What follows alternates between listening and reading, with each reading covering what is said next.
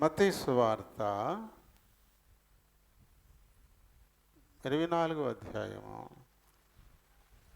37 నుంచి 39 వచనాలు మనం కలిసి చదువుకుందాం.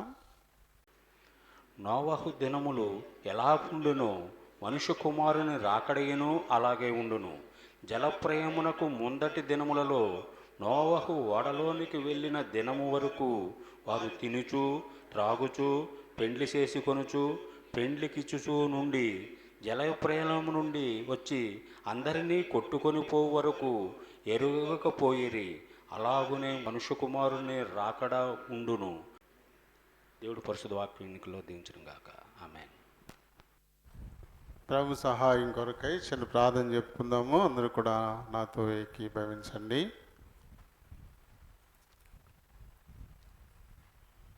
ప్రేమ కలిగిన మా ప్రియ పరలోకపు తండ్రి, కనికర సంపన్నుడా, కృపా సత్య సంపూర్ణుడు అయిన మా దేవా, వందనాలు, స్తోత్రాలు.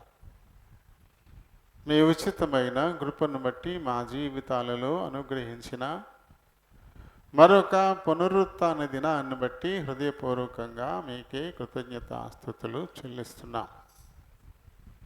ఇంతవరకు పాడి మీ నామాన్ని మహిమపరిచాము. మీ లేఖనాన్ని ధ్యానించాలని ఆశపడుతున్నాం. ప్రతి ఆదివారము లేదా మంగళవారము శుక్ర శనివారాలు వినేది కదా అనేటువంటి తలంపు నాలో మాలో నుండి తీసేయండి నాయన. ప్రతి దినము కృతగా మేము ప్రారంభించలాగున సహాయం చేయండి. ఎందుకంటే నీ వాక్కు అది ఎప్పటికీ నూతనంగానే ఉండిపోతుంది. ఏమాత్రం పాతికిలేటువంటి పరిస్థితి లేదు. ఆయన సృష్టి ఆరంభంలో నీ వాక్కు ఎలా ఉందో ఇప్పటికీ కూడా అలానే ఉంది. ఆరంభంలో ఏ రీతి కార్యాలను అనర్చిందో ఇప్పటికీ ఆ రీతిగానే కార్యాన్ని అనర్చేదిగానే ఉంది. కాబట్టి నాలాంటి జీవము గల నీ వాక్కును వినడానికి ఆయన మరి ఏదైనా మేము ఫ్రెష్గా మరి సిద్ధపడి నీ సన్నిధిని ఆలకించడానికి కృప చూపించమని కోరుచు బ్రతిమాలుకుంటున్నాను. ఆ వెనుకటిలోనికి తేబడిన లేఖనాన్ని దీవించండి. ఆయన లేఖనాన్ని బట్టి దేనుని బలహీన ప్రభాని మాట్లాడడానికి నిలబడబోతున్నాను. నన్ను జ్ఞాపకం చేసుకోండి, నన్ను క్షమించండి, నన్ను ఖాళీ చేయండి. మీ చిత్తానుసారమైన మాటలు నా నోటి నుంచి మీరు మాట్లాడుకుని మహిమ తెచ్చుకోండి.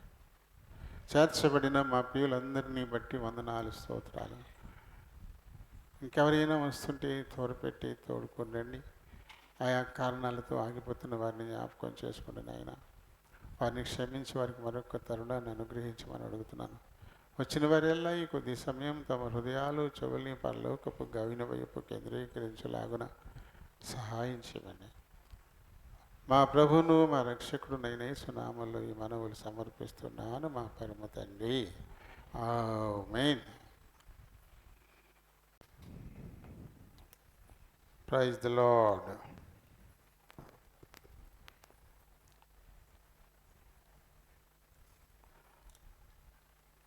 ఒక చిన్న పాట పల్లవి, ఒక 2 చరణాలు మటుకు మనం పాడుకుందాము. 322వ కీర్తన. దీని ముందు ఎడిషన్ అయితే 319, పాత పుస్తకాలు అయితే 279. ఇక కాలము బహు కొంచెముగా ఉన్నది, వచ్చుచున్నవాడు ఆలస్యము చేయకవచ్చును. హెబ్రీయులకు రాసినటువంటి పత్రిక 10వ అధ్యాయము 37వ వచనాన్ని బట్టి రాయబడింది.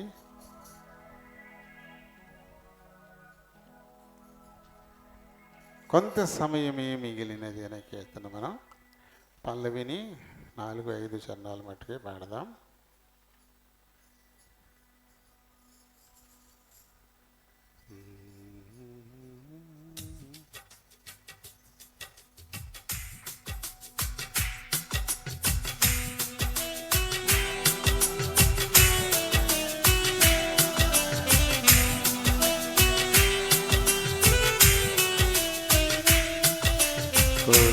కొంత సమయమే మిగిలినది, కొంత సమయమే మిగిలినది, యేసు ప్రభువు తిరిగి వచ్చును, యేసు ప్రభువు తిరిగి వచ్చును.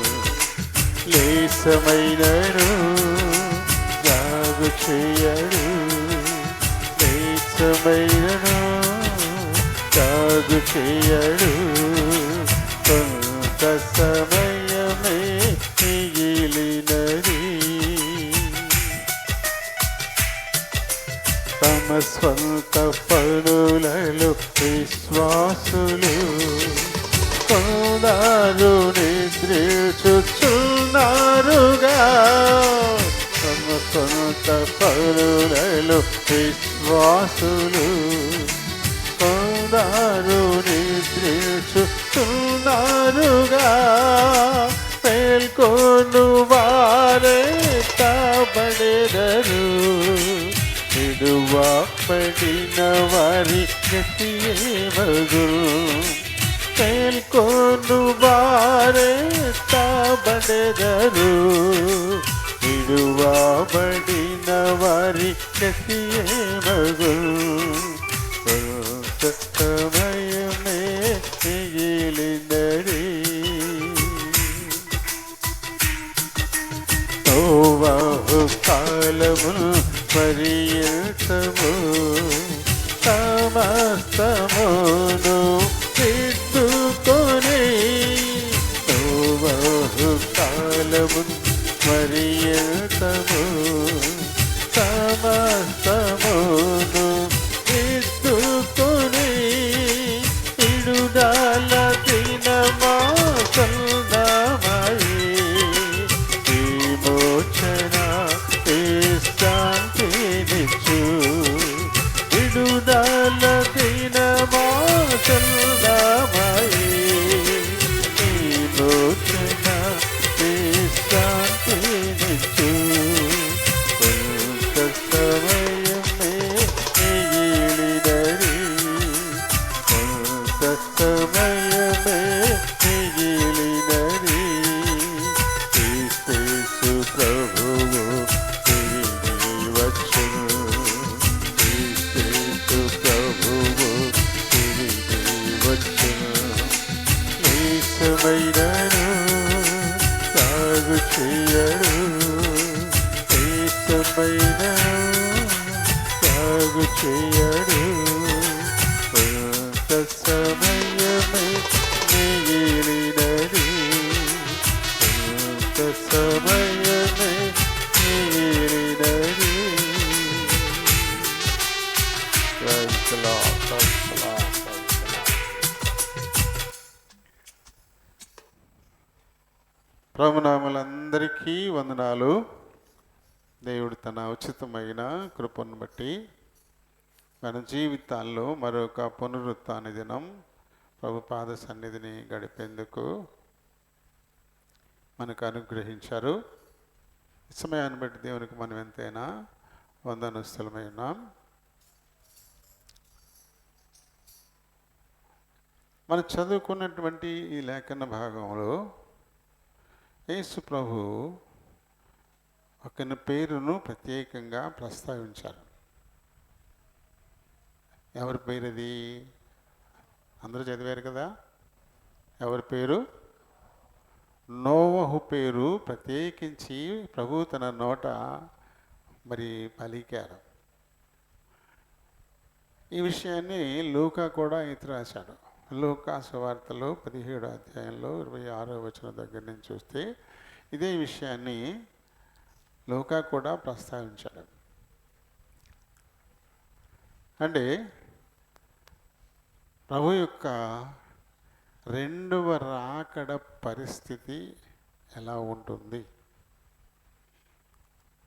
నేను వెళ్ళిపోయి మళ్ళీ తిరిగి వస్తాను, నేను వచ్చే నాటికి పరిస్థితి ఎలా ఉంటుంది అనే దాన్ని చెప్పడం కొరకు ఈ నోవహు కాలంలో ఉన్న పరిస్థితులు ఎలా ఉన్నాయో, అప్పటి ప్రజలు ఏ రీతిన ఇబ్బందులు పడ్డారో, అయితే విశ్వసించడం ద్వారా ఎవరు ఆ విపత్తు నుంచి తప్పించబడ్డారో ఆ విషయాన్ని ప్రత్యేకించి మరి యేసు ప్రభు ఎత్తి రాసినట్లుగా మనం ఇక్కడ చూస్తాం. ఈ విషయాన్ని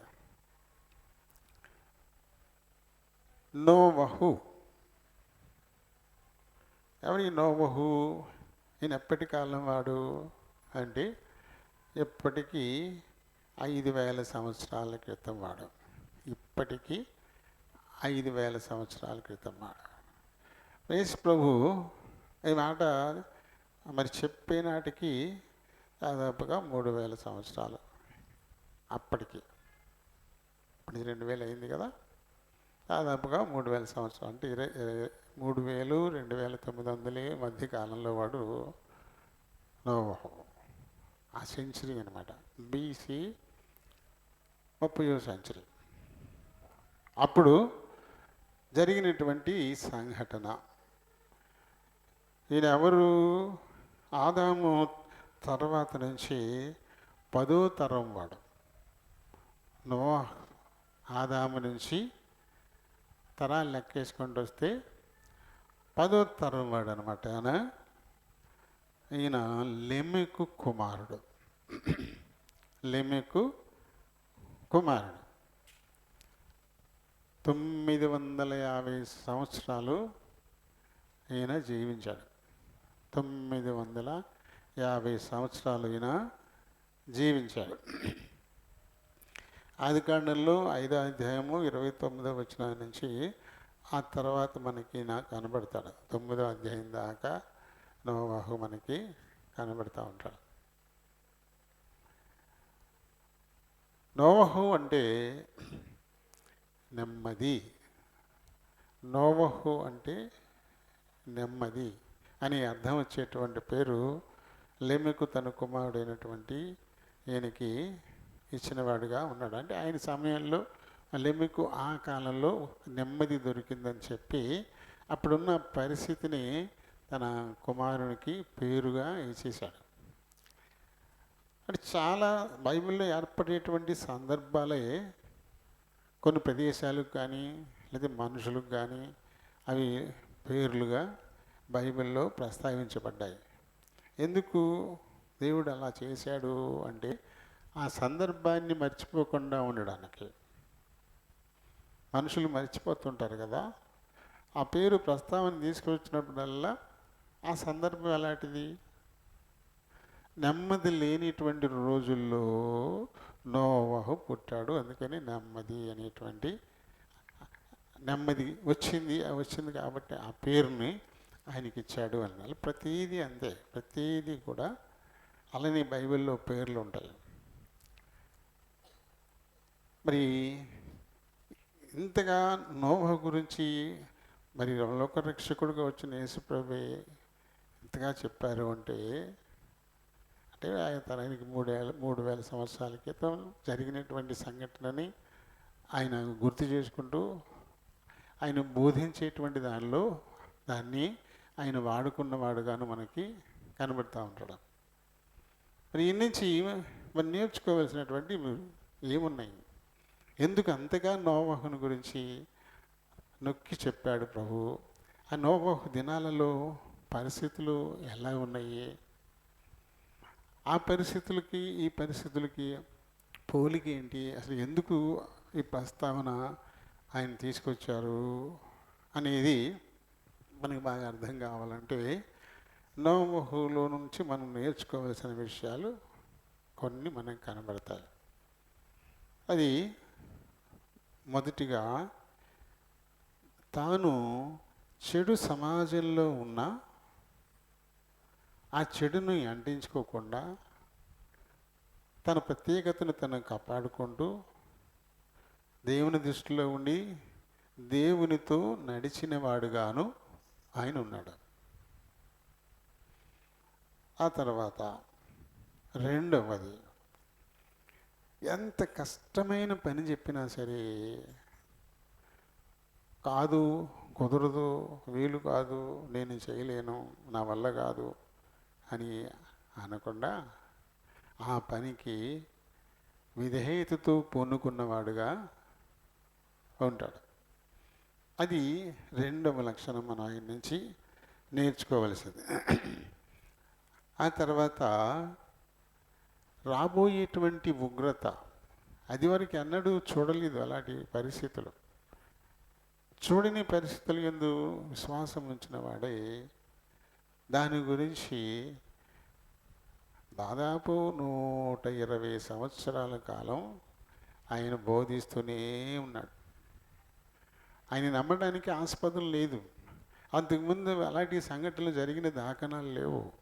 అయినా ప్రభు చెప్పిన దాన్ని నమ్మి ఎంతమంది అవహేళన చేస్తూ ఉన్నా తను ఏమాత్రం కూడా వెనక్కి తగ్గకుండా బోధిస్తూనే ఉన్నాడు నోవహు. తర్వాత విశ్వాసంతో అందరూ చేరినా చేరకపోయినా తను తన కుటుంబాన్ని ఆయన రక్షించుకున్నాడు. అదొక ప్రత్యేకమైనటువంటి విషయం. ఆ తర్వాత ఎప్పుడైతే ఇంత విశ్వాసాన్ని నీకు కనపరిచాడో ఇక నుంచి దేవుడు తన పని చేశాడు. ఏంటది? అతన్ని జ్ఞాపకం చేసుకొని మరణం నుంచి దేవుడు అతన్ని విడిపించాడు. సమస్తం భూమి మీద ఉన్నటువంటి మానవాళి, అలాగే జంతుజాలం, సమస్తమైనటువంటి ప్రాణంతో ఉన్నవన్నిటినీ కూడా చెట్లతో సహా నిర్మూలన చేసేసాడు. కానీ నోహని అతని కుటుంబాన్ని మటుకు జ్ఞాపకం చేసుకొని వారిని సజీవులుగా ఉంచి వారిలో నుంచి ఒక కొత్త లోకాన్ని తీసుకొచ్చాడు. ఇంకా తర్వాత నోవహే బలిపీఠం కట్టడంలో ప్రథముడు. దేవుని కొరకు మొదటి బలిపీఠాన్ని కట్టినటువంటి వాడు నోవహే. ఆ తర్వాత వచ్చే వాళ్ళందరికీ అదొక మాదిరి అయిపోయింది. ఇంకా తర్వాత 7వదిగా దేవుడు అతనితో ఒక నిత్య నిబంధన చేశాడు. లోకమంతటికీ వర్తించేటువంటి నిబంధన నోవహుతో దేవుడు చేశాడు. ఇప్పుడు ఈ 7 విషయాలు మన నోవహుని బట్టి నేర్చుకొని ఆయనతో ఒకసారి మనల్ని కొద్దిగా దగ్గరికి తెచ్చుకొని మనం ఎక్కడున్నాం, ఏమైనా దరిదాపుల్లో ఉన్నామా, ఏమైనా చూసుకొని ఉంటే ధన్యులం, వెరీ గుడ్ అని జపసరుచుకోవచ్చు. లేకపోతే ఎప్పటి నుంచైనా ఆయనలో నేను కూడా ఉండాలి అని మళ్ళీ మనల్ని మనం నూతనపరచుకోవాల్సినటువంటి వారంగా ఉన్నాం. ఎందుకంటే ప్రభు రాకడ ఖచ్చితంగా ఉంటుంది. అన్నీ ఆయన ముందు ఏదైతే చెప్పాడో ఆ చెప్పిన ప్రకారమే జరుగుతూ వచ్చాయి. ఏదైతే ప్రవక్తల నోట పలికించాడో ఆ ప్రకారమే అన్నీ జరిగాయి. ప్రభు లోకానికి రావడం, ఆయన సువార్త ప్రకటించడం, ఆయన అద్భుతాలు చేయడం, చనిపోయిన వారిని సైతం లేపడం, యూదుల చేతికి అప్పగింపబడ్డం, ఘోరంగా హింసింపబడ్డం, సిలువను మోయడం, సిలువకు అంటగొట్టబడి చనిపోయి పాతిపెట్టబడ్డం, ఆ తదుపరి ఆయన చెప్పినట్టుగానే మళ్ళీ 3వ దినాన ఆయన లేవడం, ఆరోహణని వెళ్ళిపోవడం, ఇవన్నీ అంతకుముందే రాయబడ్డ లేఖనాలు నెరవేర్పు. అలానే మళ్ళీ తిరిగి ఆయన వస్తాడు అని, ఎవని క్రియల ఫలం వారికి ఇవ్వడానికై సిద్ధపరిచినటువంటి జీతం ఆయన దగ్గర ఉందని లేఖనాలు చెప్తున్నాయి. కాబట్టి ఆయన తప్పకుండా లేఖనాల ప్రకారం తిరిగి వస్తాడు. దాన్ని నమ్మడానికి మనకు ఒక ఆధారం ఉంది. నమ్మడానికి ఆధారం లేని రోజుల్లోనే నోవహు విధేయత చూపించాడు. కాబట్టి నోవహును మనం మాదిరికరంగా తీసుకోవాల్సిన వారంగా ఉన్నాం. నోవహు దినాల్లో లోకం ఎలా ఉందట? ఆదికాండము 6వ అధ్యాయము 8 నుంచి 12 వచనం వరకు మనం చదివితే, అయితే నోవహు యెహోవా దృష్టి యందు కృప పొందినవాడాయను. ఇదే ఆయన నీతిపరుడును తన తరములో నిందారహితుడునై ఆయన ఉన్నాడు. నోవహు దేవునితో కూడా నడిచినటువంటి వాడు. ఇది నోవహును గురించినటువంటి ప్రస్తావన. అప్పుడు లోకం ఎలా ఉంది? దేవుని సన్నిధిని చెడిపోయి ఉండెను. భూలోకము బలాత్కారంతో నిండి ఉండెను. చూచినప్పుడు అది చెడిపోయి ఉండెను. మార్గమును చెరిపివేసుకొని ఉండిరి. కాబట్టి ఏమనుకున్నాడు ఆయన? వీరందరినీ పూర్తిగా 6వ వచనాన్ని చదువు. 6వ వచనాన్ని చదువు. ఉంది నొచ్చుకొనిను. అప్పుడు యెహోవా, నేను సృజించిన నరులతో కూడా జంతువులను, పురుగులను, ఆకాశ పక్ష్యాదులను భూమి మీద నుండకుండా తుడిచివేయుదును. ఎలాగనగా నేను వారిని సృష్టించినందుకు సంతాపము నొందియున్నాను. నేను ఆయన సృష్టించినటువంటి సృష్టిని చూసి ఆయనే సంతాపం పొందాడంట. మనకి కొంతమందికి కొన్ని అనుభవాలు ఉంటాయి. కడుపును పుట్టిన బిడ్డలు ప్రయోజకులు కాకుండా, యోగ్యులుగా ఉండకుండా, చెడు సహవాసాలను బట్టి, చెడు అలవాట్లకు పోయి కుటుంబాన్ని అల్లరిపాలు చేస్తున్నటువంటి పరిస్థితులు వస్తే ఆ తల్లిదండ్రులు ఏమనుకుంటారు? వీడిని కనకుండా ఉంటే బాగున్నాం, వీడు చెడబుట్టాడు అని కదా అనుకుంటారు. బిడ్డ కోసం ఎంతో ప్రేమతో, ఆతృతతో ఎదురు చూస్తారు. కానీ అలాంటి తల్లిదండ్రులే ఆ బిడ్డ సన్మార్గంలో లేనప్పుడు, మంచిగా లేనప్పుడు కన్నందుకు పశ్చాత్తాపడతారు. వీడు నా కడుపున చెడబుట్టాడు అంటారు. అలాగే తాగుబోతులైపోయి నిరంతరము బాధ పెడుతున్నటువంటి కొడుకుల్ని కన్నా తల్లిదండ్రులే చంపిన సందర్భాలు కూడా ఉన్నాయి. పేపర్ చదివినా, న్యూస్ వాచ్ చేసినా వాడి ఆగడాలను తట్టుకోలేక తల్లి చంపేసింది కొడుకుని. వీళ్ళ పరిస్థితి అలా ఉంది ఇప్పుడు. అందుకని దేవుడు, వీరిని నేను సృజించినందుకు నేను పశ్చాత్తాపడుతున్నాను, సంతాపడుతున్నాను.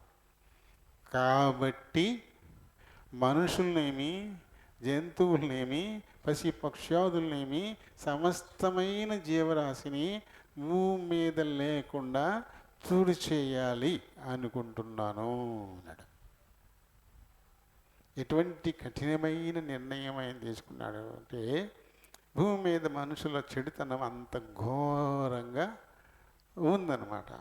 చాలా ఘోరమైన పరిస్థితుల్లో ఉన్నప్పుడు నేను ఇంకా వీరందరినీ భూమి మీద లేకుండా తుడిచిపెట్టేస్తాను అనేటువంటి ఒక నిర్ణయానికి వచ్చాడు.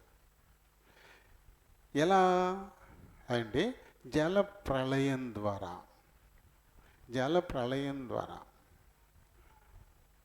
బైబిల్ చెప్తుంది, సైన్స్ ఒప్పుకుంటుంది, నీళ్లు భూగర్భంలోనున్నాయి, నీళ్లు భూమిపైన మేఘమండలంలో కూడా ఉన్నాయి. దేవుడు ఏం చేయాలనుకుంటున్నాడంటే, భూగర్భంలో ఉన్న వాటిని, మేఘమండలంలో ఉన్న వాటిని కూడా ఒక్కసారిగా డోర్స్ ఓపెన్ చేసేసి మొత్తం ముంచేయాలనుకున్నాడు. నోవహు వాడ టర్కీ దేశం. ప్రస్తుతం టర్కీ దేశం.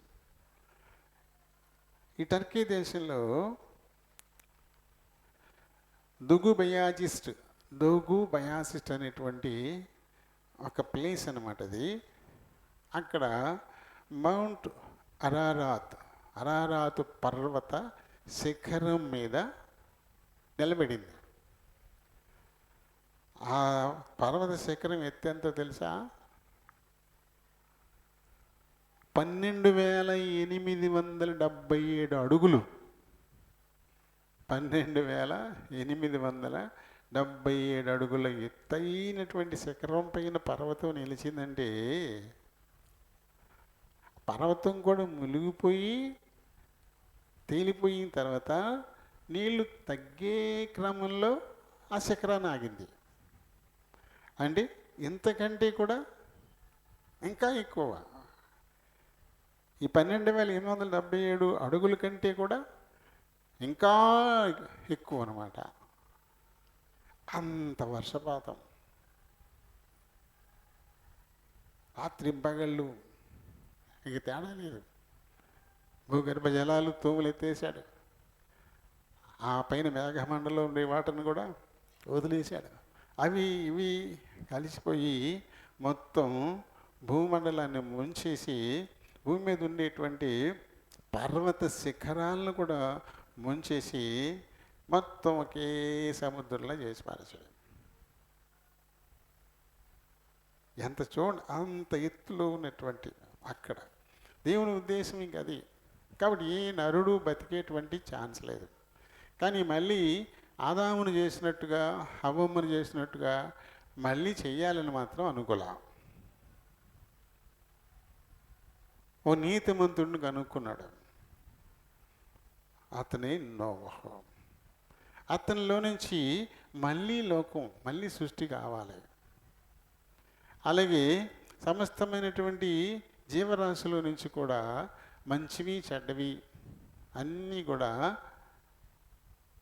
పోతూ పెంటూ ఉంటారు ఆడామగా. అవి మళ్ళీ వాటిని కూడా భద్రం చేసి వాటి నుంచే మళ్ళీ సృష్టి తప్ప నేను మళ్ళీ కొత్తగా సృష్టి కానీ నేను చేయను అని అనుకుని నోవహును పిలిచాడనమాట. ఎలా ఉంది ఆ లోకం ఆ రోజులు? చాలా దుర్మార్గంగా ఉన్నారు, చాలా చాలా చాలా. ఇప్పటికీ 5,000 సంవత్సరాల క్రితం మాటది. ఇప్పుడు ఏమన్నా మారిందా? అంతకంటే ఘోరం అయిపోయింది, అంతకంటే ఘోరం అయిపోయింది. మరి అప్పుడు అలా అందరినీ నాశనం చేసేసాడు కదా, అలానే ఇప్పుడు కూడా మరి నాశనం చేసేసి కొత్త సృష్టి చేయొచ్చు కదా అని అనుకుంటే, అప్పుడే నోవహుతో ఒక నిబంధన చేశాడు ఆయన. ఏంటంటే ఇక ముందు ఇలాంటి జలప్రయాల ద్వారానో ఇంకా వేరే వేరే విలయాల ద్వారానో ఒకేసారి భూమి మీద ఉన్న మనుషులందరినీ నేను చంపను. ఎందుకంటే వీళ్ళ చెడుతనం గొప్పది. వారి బాల్యంలోని ఊహ కేవలం బాల్యం నుంచే చెడ్డది. కాబట్టి ఎన్నిసార్లు నేను మొత్తానికి తుడిచిపెట్టేస్తాను? అలా చేయను. కాబట్టి ఇప్పటికీ కూడా ప్రపంచంలో ఏదో ఒక ప్రాంతం నాశనం అయిపోతూనే ఉంది. ఎక్కడ ఇబ్బంది వస్తుందో అక్కడే. ఆ తర్వాత కాలంలో ఆదికాండం 19వ అధ్యాయం వచ్చేసరికి సుధమ గుమ్మర్రాలు ఆ పట్టణాలని ఆకాశం నుండి అగ్ని గంధకాలను కురిపించి మొత్తం పట్టణాలని బుగ్గి చేసేసాడు. మిగతా ప్రాంతాల జోలికి వెళ్ళా. ఎందుకంటే ఇది నోవహుతో ఆయన చేసిన నిబంధన. ఇక నుంచి నేను ఒకేసారి మొత్తం అందరినీ నేను చంపను అని చెప్పి ఆయన మేఘంలో ఆయన ధనస్సును ఉంచాడంట. మనం చెప్పుకుంటాం కదా ఇంద్రధనస్సు అని, అది యెహోవా ధనస్సు. అప్పుడే పెట్టాడు ఆయన మేఘంలో ఆయన ధనస్సును ఉంచాడంట. ఒక గుర్తుగా నోవాహుకి ఇచ్చాడు అది. అప్పటి నుంచి కూడా ఎక్కడ ఇబ్బంది ఉందో ఆ ప్రాంతాలు, ఎక్కడ తీవ్రమైన ఇబ్బంది ఉంటుందో అక్కడ నాశనం అవుతూనే ఉంటాయి. చూడండి, ఇప్పుడు యుద్ధాలు జరుగుతున్నాయి, భూకంపాలు వస్తున్నాయి, సునామీలు వస్తున్నాయి, అగ్నికి అంటుకుపోయి దావానల్లో తగలపెట్టుకుంటూ వస్తుంది, ఎన్నో పర్వతాలు బద్దలయ్యి లావా స్రవిస్తుంది, చుట్టుపక్కల ఎన్నో గ్రామాలను కప్పెట్టేస్తుంది. భూకంపాలు వచ్చి, సునామీలు వచ్చి సముద్ర తీరాలు ఉండేటువంటి పల్లపు ప్రాంతాలు, పట్టణాలు జలమయమైపోతున్నాయి. అలాంటి ఒక గొప్ప పట్టణమైన నినివే ఇప్పటికీ సముద్ర గర్భంలో ఉంది. ఒకప్పుడు చాలా బాగా వర్ధిల్లినటువంటి పట్టణం. ఇప్పుడు ఏదో మనం ఇంజనీరింగ్ అనుకుంటున్నాం, ఇప్పుడు రోడ్లు, ఇప్పుడు డ్రైనేజీలు, అంతస్తులు ఇప్పుడు అనుకుంటున్నాం మనం. కానీ ఎప్పుడూ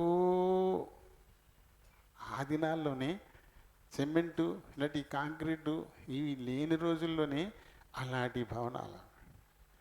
ఇప్పుడైతే ఏసీలు పెట్టుకుని చల్లపరుచుకుంటున్నాం మనం. కానీ ఆ రోజుల్లో వాళ్ళు ఇల్లు కట్టుకోవడమే ఏసీ గదులు కట్టుకున్నారంట. ఆ గదిలోకి వెళ్ళిపోతే చాలు, ఏసీ అక్కర్లేదు, చల్లగా ఉంటుంది, బయట ఎంత మాడిపోతున్నా. అలాంటి గదులు ఆ రోజుల్లోనే కట్టుకున్నారంట. అటువంటి పట్టణాలన్నీ కొన్ని సముద్ర గర్భంలో ఉండిపోయి ఉన్నాయి, మునిగిపోయాయి. ఒకప్పుడు పైనే ఉన్నాయి, తర్వాత మునిగిపోయాయి. ఎందుకంటే దేవుడు చెప్పాడు, ఎక్కడ ఇబ్బంది ఎక్కువ ఉంటుందో నేను అక్కడ నాశనం చేస్తా.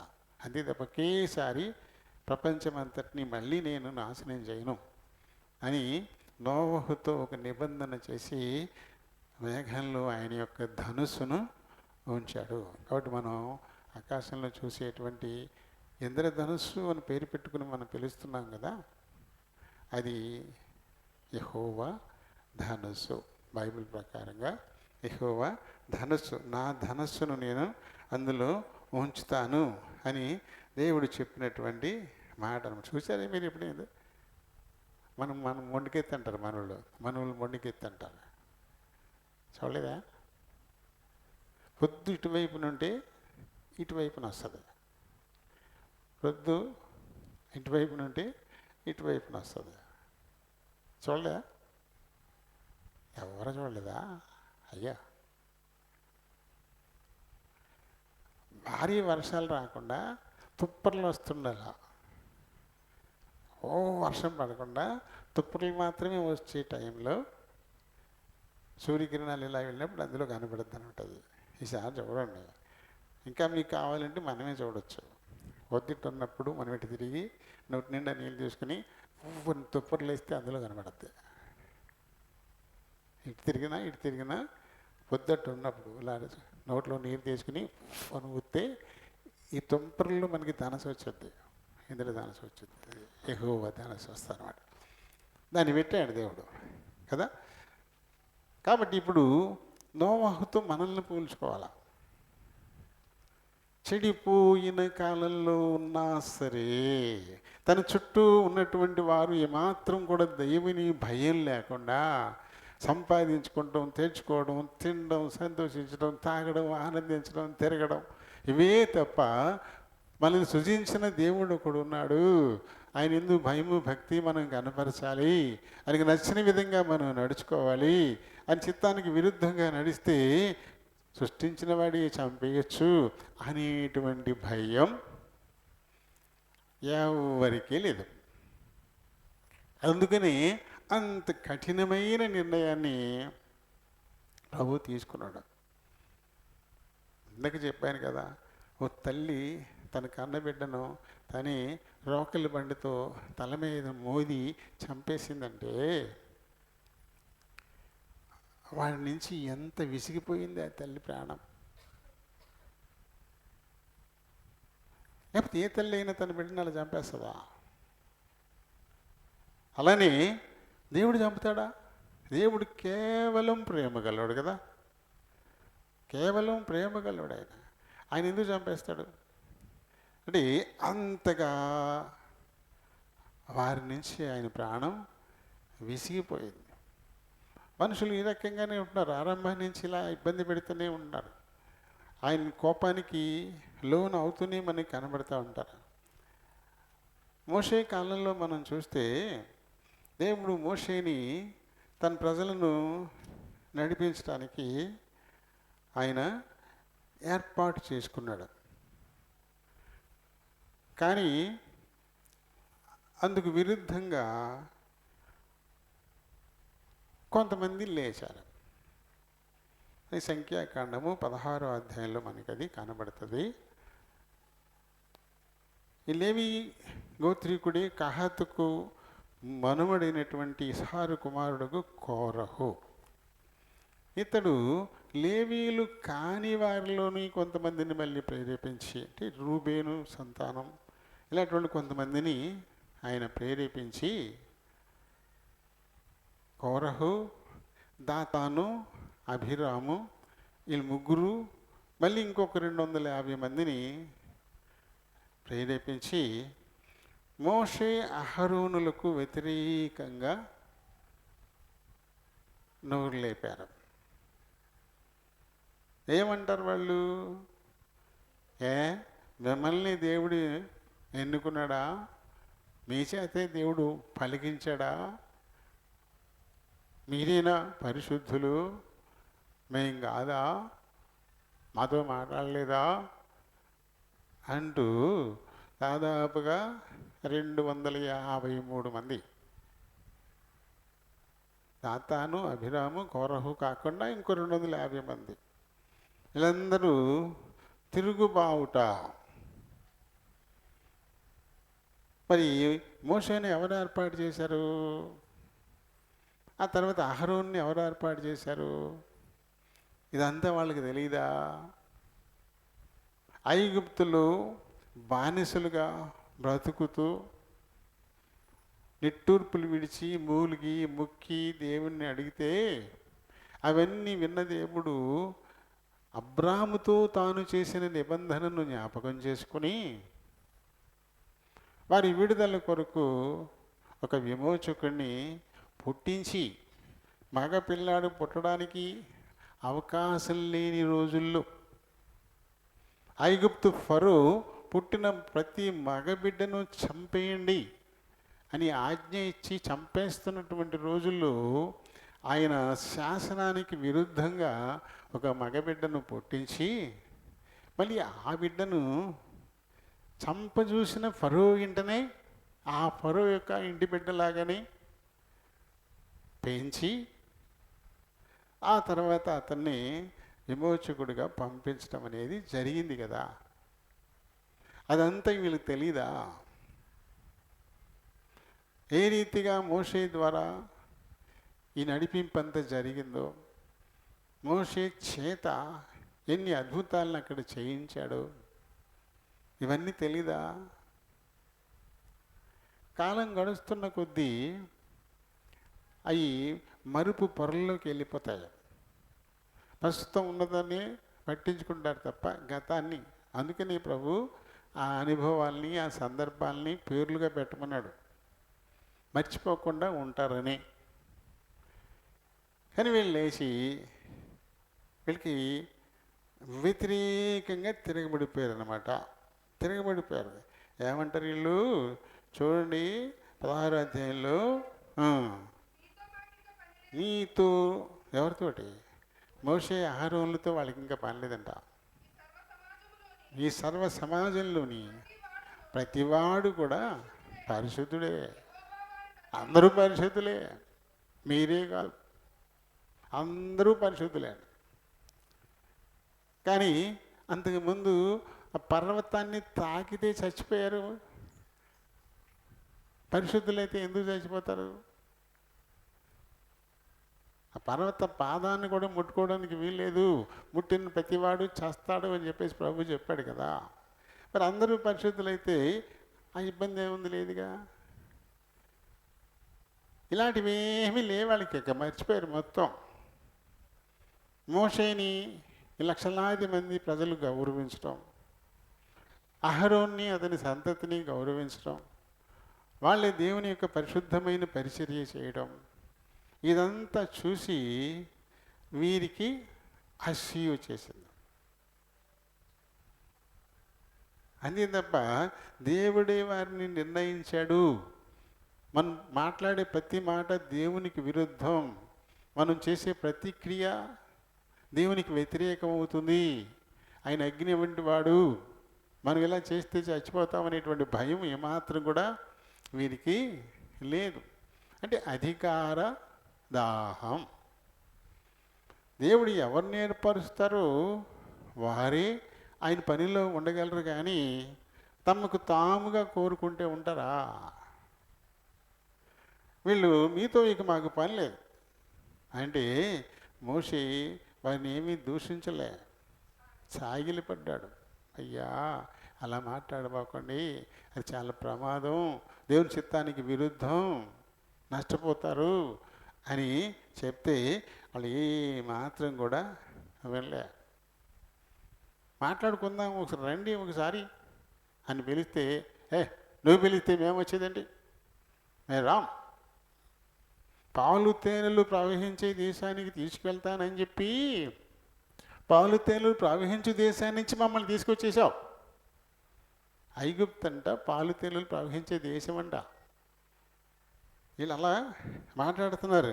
చూడండి, చదువుదాం కదా.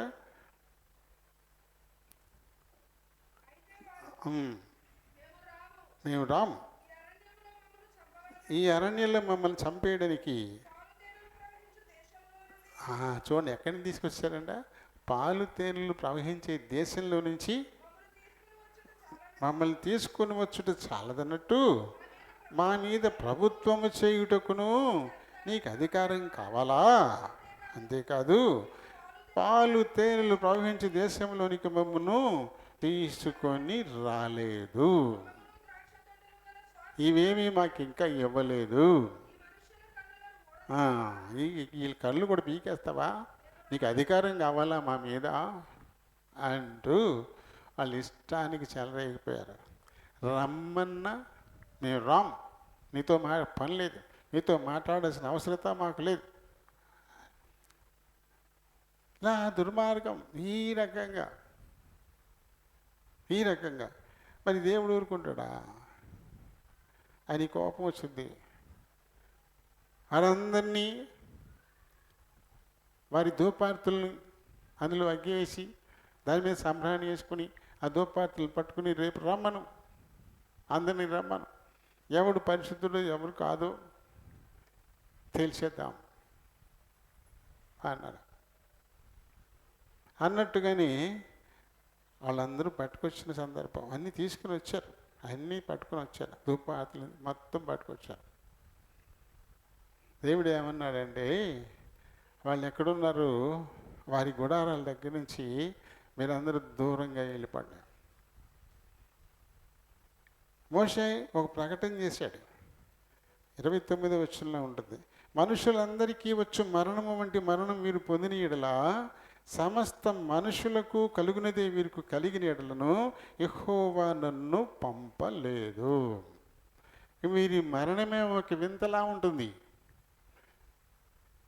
ఇంతకుముందు ఇలాంటి మరణాన్ని ఎవరు పొంది ఉండరు, అలాంటి మరణాన్ని ఇప్పుడు చూపిస్తాడు. లేకపోతే ఆయన నన్ను పంపలేదు. కాబట్టి వారి గుడారాల చుట్టూ ఉన్న వాళ్ళు ఎవరైనా సరే తొలగిపోయింది అక్కడి నుంచి అన్నాడు. ఈ ముగ్గురు అంటే కోరహుదు, దాతాను, అభిరామ్, వీళ్ళు ముగ్గురు గుడారాల కింద నేల పగిలిపోయి అలా పెద్ద అఘాతం ఏర్పడిపోయి మొత్తం మనుషులు, వాళ్ళ గుడారాలు, వాళ్ళ పశువులు అన్నీ కూడా భూములకి వెళ్ళిపోయినాయి. తర్వాత మళ్ళీ మోసేసింది, మింగేసింది. ఆ తర్వాత 250 మంది ఉన్నారు కదా, వీళ్ళ మాటలు చెప్పి ప్రేరేపణ పొంది వచ్చిన వాళ్ళు, వీళ్ళందరినీ అగ్ని చేత కాల్చేశాడు దేవుడు. ఈ ముగ్గురు వింతైన మరణం. వాళ్ళు ఎక్కడ వాళ్ళు అక్కడే ఉండగా వాళ్ళ నుంచున్న చోట నేల పగిలిపోయి పెద్ద అఘాతం ఏర్పడిపోయి ఆ మనుషులు, వారి గుడారాలు, వారి పశువులు, వాళ్ళ గొర్రె మేకలు మొత్తం అన్నీ కూడా లోపలికి వెళ్ళిపోయిన తర్వాత మళ్ళీ కలిసిపోయింది భూమి. తన నోరు తెరచి వారిని మింగేసిందనమాట. వాళ్ళ ముగ్గురు. వాళ్ళతో ఏకీభవించిన 250 మంది మామూలుగానే అగ్ని చేత దహించి వేయబడ్డారు. అంటే దేవుని కోపం ఎలా ఉంటుంది? ఎలా ఉంటుంది? ఇక్కడ కొంతమంది అయింది, కానీ ఈ కాలంలో వచ్చేసరికి మొత్తానికి తుడిచేద్దాం అనుకున్నాడు దేవుడు. మొత్తానికి భూమి మీద మానవుల ఈ ప్రవర్తన బహు చెడ్డదిగా ఉంది, భరించలేనంత పాపం. కాబట్టి నేను మొత్తానికి నాశనం చేసేస్తాను దీన్ని. కాబట్టి నువ్వేం చేస్తావంటే, నీకు నీ కుటుంబానికి ఒక వాడ ఒకటి తయారు చేసుకో, ఒక వాడను తయారు చేసుకోమని చెప్పేసి దేవుడు ఆయనతో చెప్పినటువంటి మాటలు చదువుదాం చూడండి. దేవుడు నోవహుతో 13 వచనం చూసుకోండి. ఆ సమస్త శరీరం మూలంగా భూమి బలాత్కారముతో నిండి ఉన్నది గనుక నా సన్నిధిని వారి అంతము వచ్చి ఉన్నది. ఇదిగో వారిని భూమితో కూడా నాశనము చేయుదును. భూమితో కూడా, వారు పుట్టిన భూమిని కూడా నాశనం చేసేస్తాను అనమాట. భూమితో కూడా నేను నాశనం చేసేస్తాను. కాబట్టి నువ్వేం చేస్తావు? చితిసారకపు మ్రానుతో నీ కొరకు వాడను చేసుకున్నాము. అరలు పెట్టి ఆ వాడను చేసి లోపటను వెలుపటను దానికి కీలు పూయవలెను. నీవు దాన్ని చేయవలసిన విధం ఇది. ఆ వాడ 300 మూరల పొడుగు. 300 మూరల పొడుగు అంటే 150 గజాలు. 150 గజాలు అంటే 450 అడుగులు. 450 అడుగుల పొడుగు అనమాట. ఇది మనకు వచ్చి 54 ఎంత ఉంటుంది ఆ చెంచరికి, అంతే. దీనికి ఎన్ని రెట్లు చూడండి. మన మందిరం ఆ చివరి నుంచి ఈ చివరికి 54 అడుగులు ఉంటా. అలాంటిది 450 అడుగులు పొడుగు వాడగట్టమన్నాడు. తర్వాత దాని వెడల్పు వచ్చి 50 మూరలు అంటే 75 అడుగులు. 75 అడుగుల వెడల్పు ఉండాలి. మళ్ళీ ఇదంతా వెడల్పు మనకి 26 ఉంటుంది. అక్కడి నుంచి ఇక్కడికి 26 అంటే దీనికి 3 రెట్లు వెడల్పు. తర్వాత 30 మూరల ఎత్తు, మళ్ళీ 45 అడుగుల ఎత్తు అంటే 4 అంతస్తుల భవనం అంతా. 4 అంతస్తుల భవనం అంతా ఎత్తుండాలి. 450 అడుగులు పొడుగు ఉండాలి. 75 అడుగులు వెడల్పు ఉండాలి. నువ్వు 3 అంతస్తులుగా దాన్ని నువ్వు తయారు చేయాలి. దీన్ని తయారు చేయడానికి నువ్వు వాడాల్సినటువంటి కలప చితిసారకపు మ్రాను అన్నాడు. చితిసారకపు మ్రాను. ఆ రోజున ఏమైనా మిషన్లు ఉన్నాయా చెట్లని కొట్టడానికి, వాటిని చెక్కలుగా కోయడానికి? అప్పుడైనా మిషన్లు ఉన్నాయా?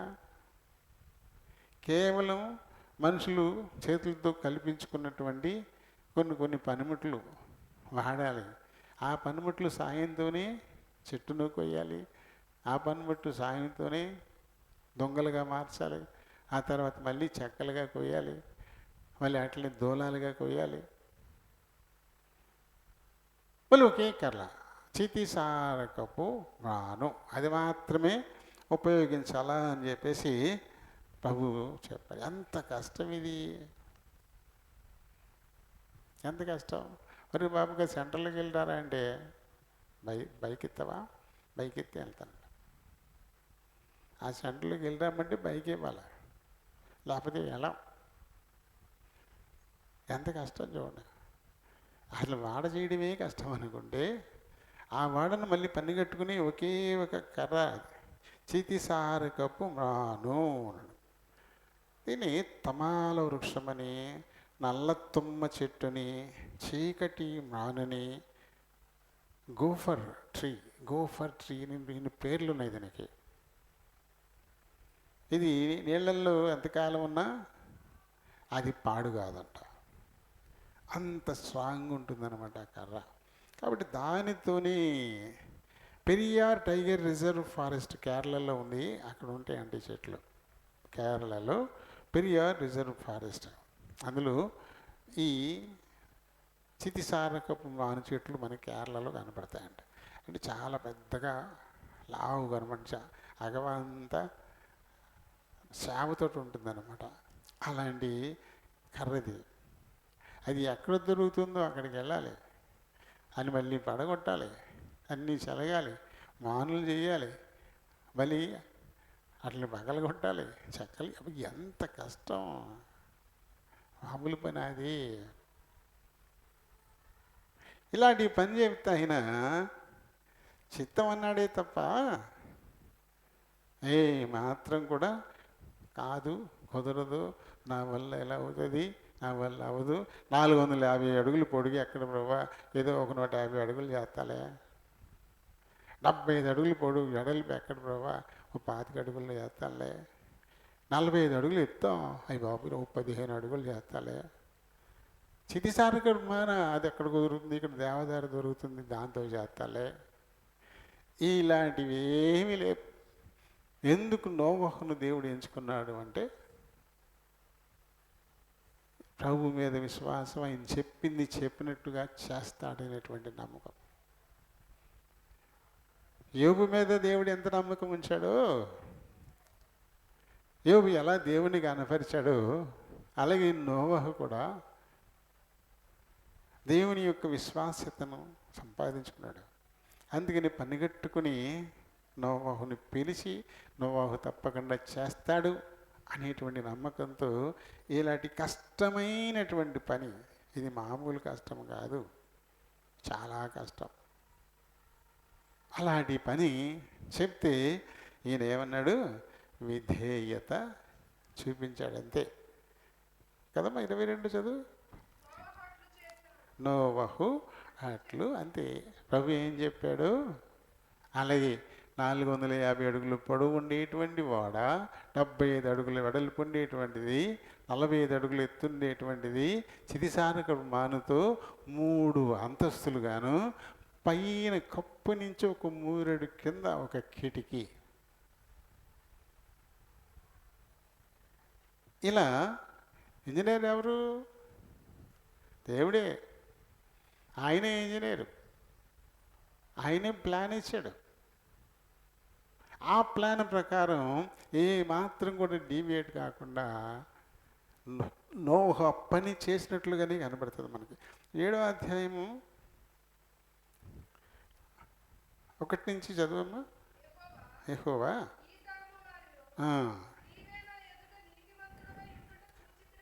చూడండి ఎలాంటి సాక్ష్యం ఇస్తున్నాడు ఆయన గురించి. యోబుని గురించి కూడా ఇలాంటి సాక్ష్యమే ఇచ్చాడు కదా సాతానుతో. ఊజి దేశం మొత్తం మీద నువ్వు కాగడా పట్టుకుని వెతికినా సరే, ఆ చర్చిలో ఏం పట్టుకుని వెతికినా సరే, యోబు లాంటి నీతిమంతుడు కనబడ్డావు అని సాతాను దగ్గర ఛాలెంజ్ చేసి చెప్పాడు. ఇక్కడ నోవహుతో అంటున్నాడు, నిన్నే చూశాను నేను, ఈ తరం వారిలో నీవే నా ఎదుట నీతిమంతుడిపై ఉన్నట్టు చూచితుడు కనుక నీవును నీ ఇంటి వారును వాడలో ప్రవేశించండి. అంటే ఆయన కోసం, ఆయన ఇంటి వారి కోసమే వాడను ఆయన తయారు చేయమన్నాడు. అయితే ఆ తర్వాత ఎవరైనా ఆయన మాట నమ్మి విశ్వసించి ఆయనతో పాటు ఏకీభవిస్తే వారు రావచ్చు. అప్పటికి మటుకు నోవహు అతని కుటుంబం మాత్రమే నీతిమంతులుగా ఉన్నారు. అది ఒక టైం ఉంది. ఎందుకంటే ఈ వాడను తయారు చేసేటువంటి పట్టిన టైం ఎంత అనుకుంటారు? మామూలుగా అంత మిషనరీ అన్నీ ఉండి కూడా ఇప్పుడు వాడ తయారు చేయాలంటే కనీసం ఒక 10 సంవత్సరాలు పడుతుంది, 10 ఏళ్ళు పడుద్ది ఒక వాడని అన్ని హంగులతో తయారు చేయాలంటే.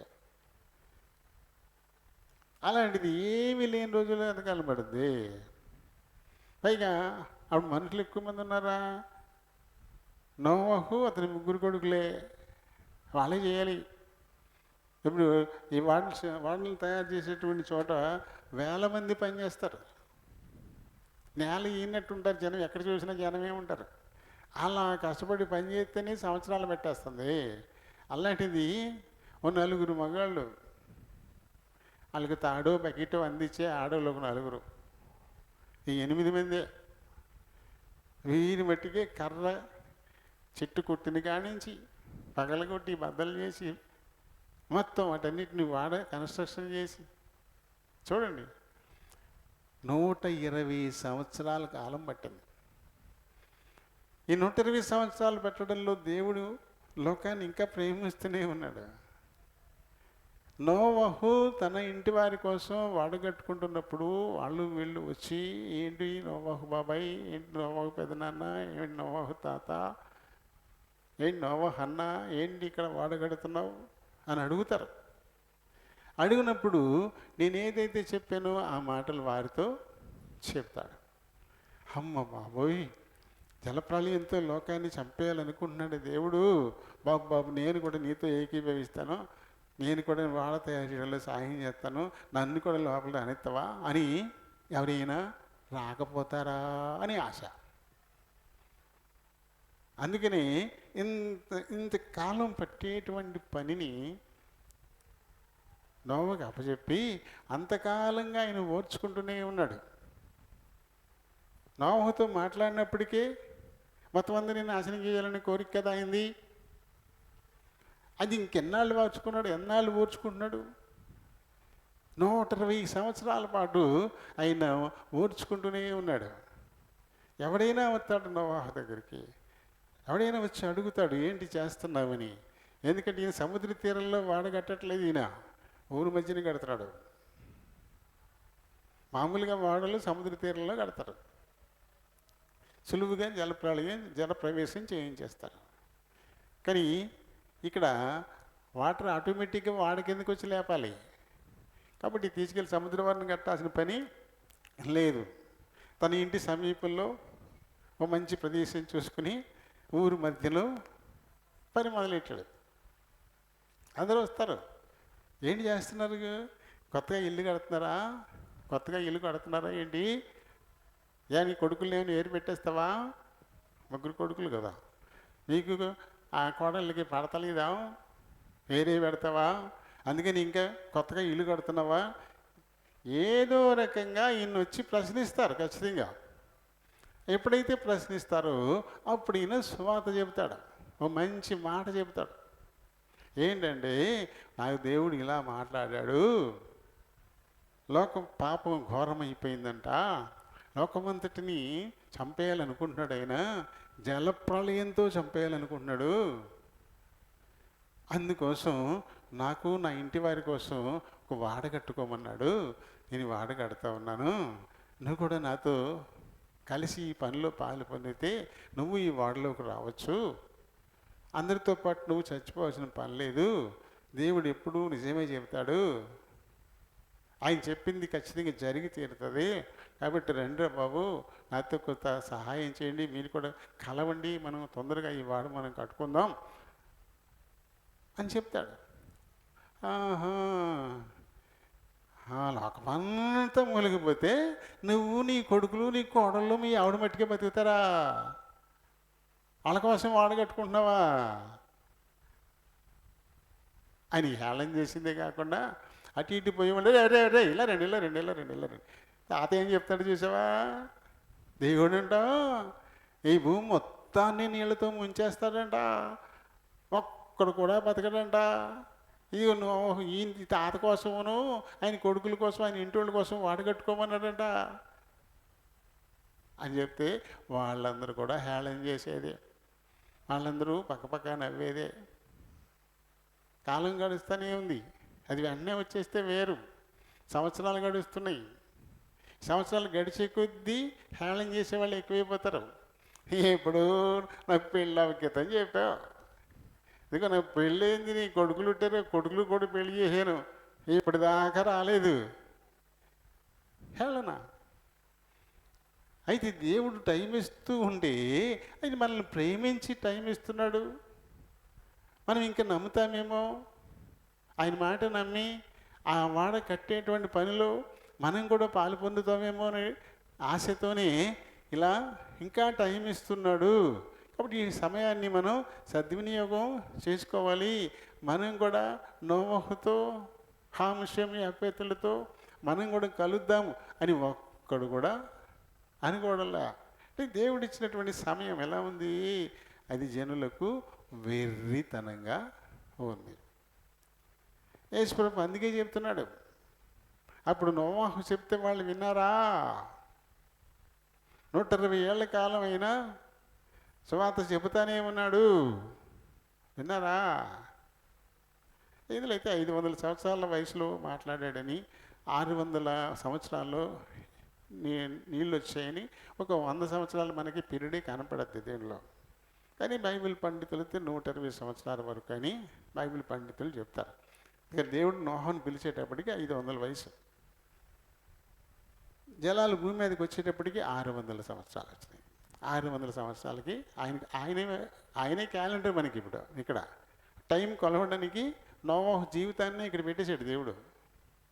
నోవాహు జీవితమే అంతకాలం ఆయన చెప్తూనే ఉంటే విని నమ్మకపోగా సైలెంట్గా ఉండకుండా హేళన చేస్తూ అవమానిస్తూ, ఒక రకం కాదు, హాము కొడుకు కదా, హాము షేమ్ యాపేద్ 3 కొడుకులు. మీ నాన్నకైతే వయసు పెరిగిపోయింది, బుర్ర చెడిపోయి ఉంటుంది, ఊరి మధ్యన వాడ కడతారు ఎవడైనా, ఏ సముద్రం వారిని కడతారు కానీ ఆయనకి లేకపోతే మీకేమైంది అని పిల్లల్ని కూడా హేళన చేస్తారు. అలాగే ఆడవాళ్ళని హేళన చేస్తారు. ఏమ్మా మీ మామగారు లేకపోయింది, మీకు మీ ఆయనకైనా తెలియదా? ఊరి మధ్యన వాడేంటి బొత్తిగాను హాస్యాస్పదంగా బాగాలేదు అసలు ఇది, నువ్వన్నా చెప్పొచ్చు కదా అని వాళ్ళు అంటారు. వాళ్ళు రాత్రులు అలా ఆయన బుర్రకు ఓకేస్తారు. ఏంటి వీధులకు వెళ్ళలేకపోతున్నాం, తలెత్తుకోలేకపోతున్నాం, ఎవరు చూసినా ఇళ్ళకే మాట్లాడుతున్నారు, ఊరి మధ్యన వాడేంటి, అందరూ హేళన చేస్తున్నారు, మీరే బతుకుతారా, మేమందరూ చచ్చిపోతామా, ఈ రకంగా మాట్లాడుతున్నారు, మీరన్నా చెప్పండి బాబు మీ నాన్నకే అని వాళ్ళు రాత్రులు వాళ్ళ బుర్ర తిని ఉంటారు. వాళ్ళ పొద్దునొచ్చి ఆ నాన్న దగ్గర ప్రస్తావించి ఉండొచ్చు. అయినా నాయన దేవుడు అసత్యం చెప్పడు, ఆయన అబద్ధమాడువాడు కాడు. ఆయన చెప్పింది మనం చేయాలి తప్ప మనుషుల మాటలు మనం పట్టించుకోవాల్సిన అవసరత లేదు.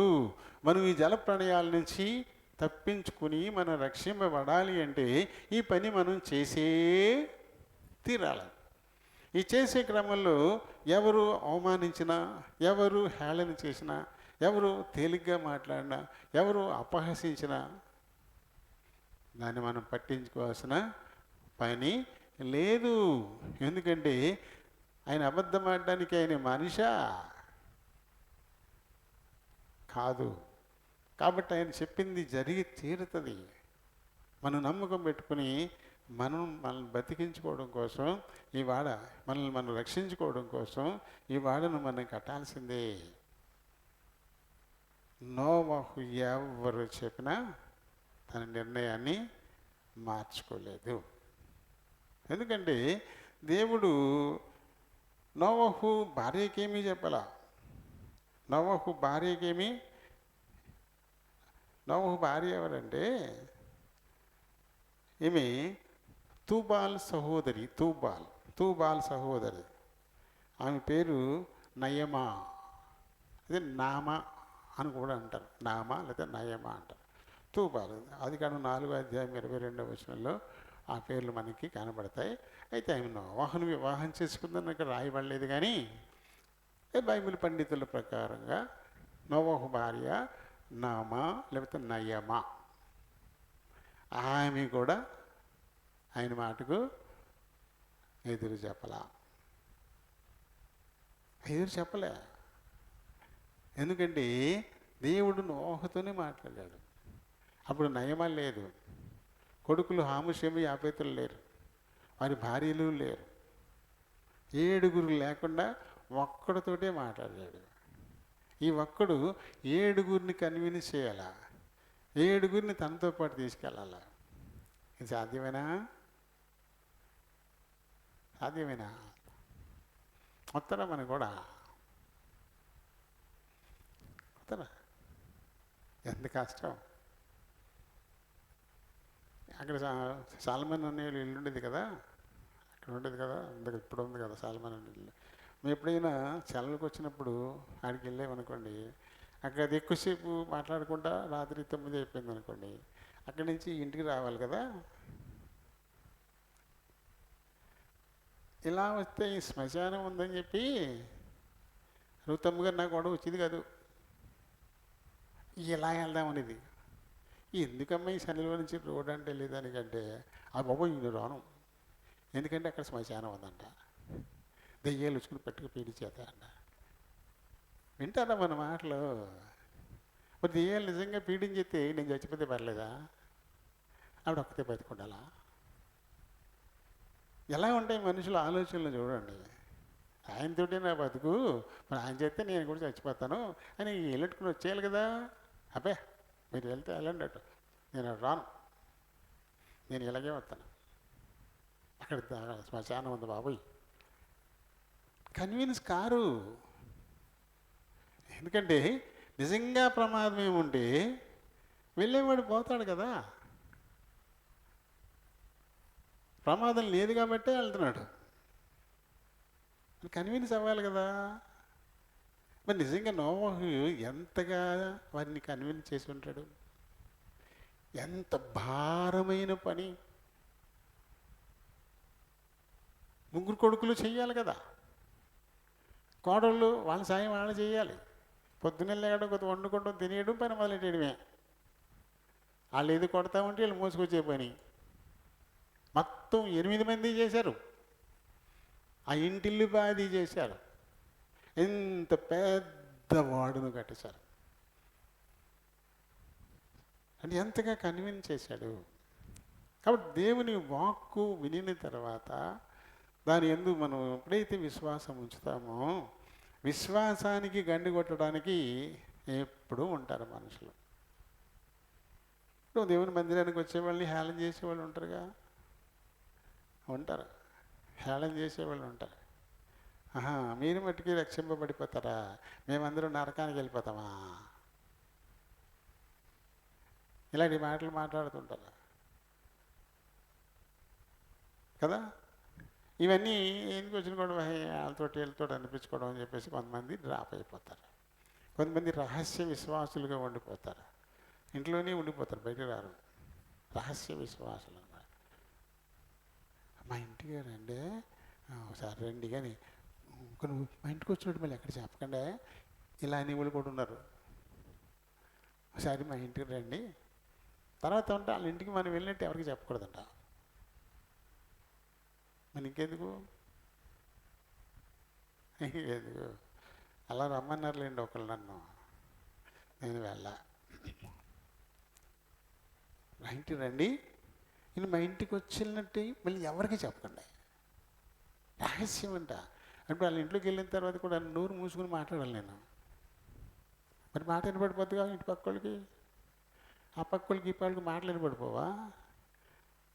అప్పుడు మనల్ని ఎవరు ఉంటే అన్నయ్య గారి మాటలు ఏముందంటే అనుకుంటారు కదా, ఆ ఇంటికి వచ్చి వెళ్ళారు అనుకుంటారు కదా. అప్పుడు ఏం చేయాలి? ఇప్పుడు చాలా రహస్యం వాళ్ళు మాట్లాడాలా? ఎవరికి భయపడుతూ ఉన్నారు? ఎవరికి? ఇంతమంది జుట్టు పీకేస్తున్న నోవహు భయపడ్డా? అందరూ చుట్టూ ముగేసి, ఒకళ్ళు కాదు, ఎందుకంటే ఊరి మధ్యనే కడుతున్నాడు వాడా, ఎక్కడో వారిన ఎక్కడో మూలన కాదు, వెళ్ళేవాళ్ళు వచ్చేవాళ్ళు తిరిగేవాళ్ళు చూస్తూనే ఉంటారు.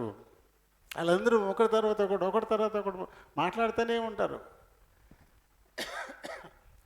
హేళన చేస్తారు, అవమానిస్తారు. ఊరికి కదా అదే బయలు చెప్తున్నారు, ఆ ఊరి మధ్యన వాడేడా బతుకరా ఎవరైనా కట్టుకుని సముద్రం వాడిని కట్టుకుంటారు. కానీ నువ్వు వాడు కట్టుకుని నువ్వు నీ కొడుకులు కోడలు మీ మట్టికే బతికేస్తారా, మేమందరం చచ్చిపోతామా? రే చూడండి రోయ్, చూడు తాత ఏదో చెబుతున్నాడు, చూడు బాబాయ్ ఏదో చెబుతున్నాడు, మామ ఏదో చెబుతున్నాడు. ఈ రకంగా గగ్గోలు పెట్టుంటారు అందరూ కూడా. అది ఒక్కరోజా 2 రోజులా? 120 సంవత్సరాలు సంబంధించినటువంటి కలప సేకరించడం ఎంత కష్టమో, వీళ్ళందరి నుంచి వచ్చేటువంటి ఈ విమర్శల్ని హేళల్ని తట్టుకోవడం అంత కష్టం, అంతకంటే ఎక్కువ కష్టం. చూడు, అటు ఇటు ఎలుపట బయట కూడా ఇబ్బంది ఆయనకి. దీన్నంతటినీ తట్టుకుని ఆడగట్టుకున్నాడు కాబట్టి లోకమంతా జలప్రలయంతో కొట్టుకెళ్ళిపోతే తన ఇంటి వారు మటుకు రక్షింపబడినటువంటి సందర్భం. ప్రతివారు నమ్మేది ఒకటే, అందరూ చచ్చిపోతాం. ఎవరు ఉన్నారా నేను చామనే వాళ్ళు, నేను చచ్చిపోను అనేవాళ్ళు ఎవరు ఉన్నారా? అందరూ చచ్చిపోతాం. మనం ఎక్కడి నుంచి వచ్చాము? నువ్వు దేవుడే మనల్ని సృష్టించాడు అనుకుంటే దేవుని దగ్గర నుంచి వచ్చాం, అంతే కదా. ఆయనే పంపించాడు. మళ్ళీ ఎక్కడికి వెళ్తాం? ఆయన దగ్గరికా? వెళ్ళే చోట్లు 2 చోట్లు ఉన్నాయి. మళ్ళీ అది మన కోసం చేసింది కాదు. అది దేవుడు మానవుల కోసం పాతాళాన్ని సృష్టించలేదు. తన మీద తిరుగుబాటు చేసి యుద్ధాన్ని ప్రకటించినటువంటి అపవాది లూసిఫర్, దాని వెనకాల పడ్డ కొంతమంది, వీళ్ళ కోసమే పాతాళాన్ని చేశాడు. బిడ్డ పుట్టిన వెంటనే ఇంటి పక్కన గొయ్యిదా ఉంచుకుంటాడా ఎవరన్నా? అందులో పడేత్తకే. ఆ మాట అంటే ఒప్పుకోరు కదా అసలు.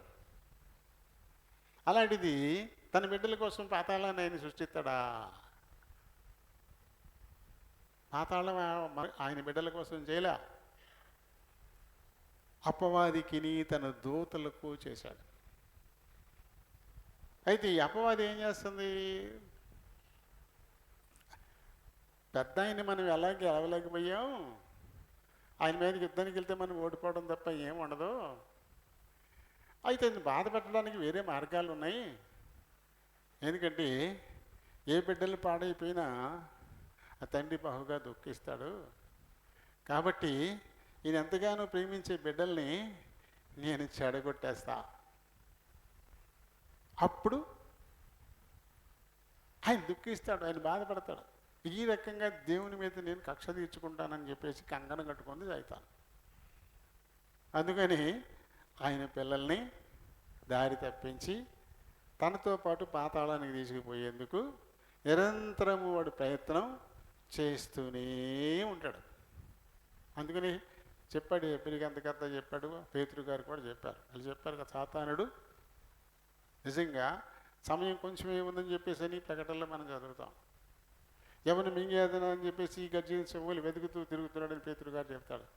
ఈ సాతాను ఎవరిని మింగేద్దాం, ఎవరిని దేవుని మార్గంలో నుంచి లాగేద్దాం, ఎవరిని మనతో పాటు పాతాళంలోకి తీసుకెళ్ళిపోదాం, తద్వారా మనల్ని పాతాళానికి పంపించిన దేవుడు దుఃఖపడాలి, ఏడవాలి.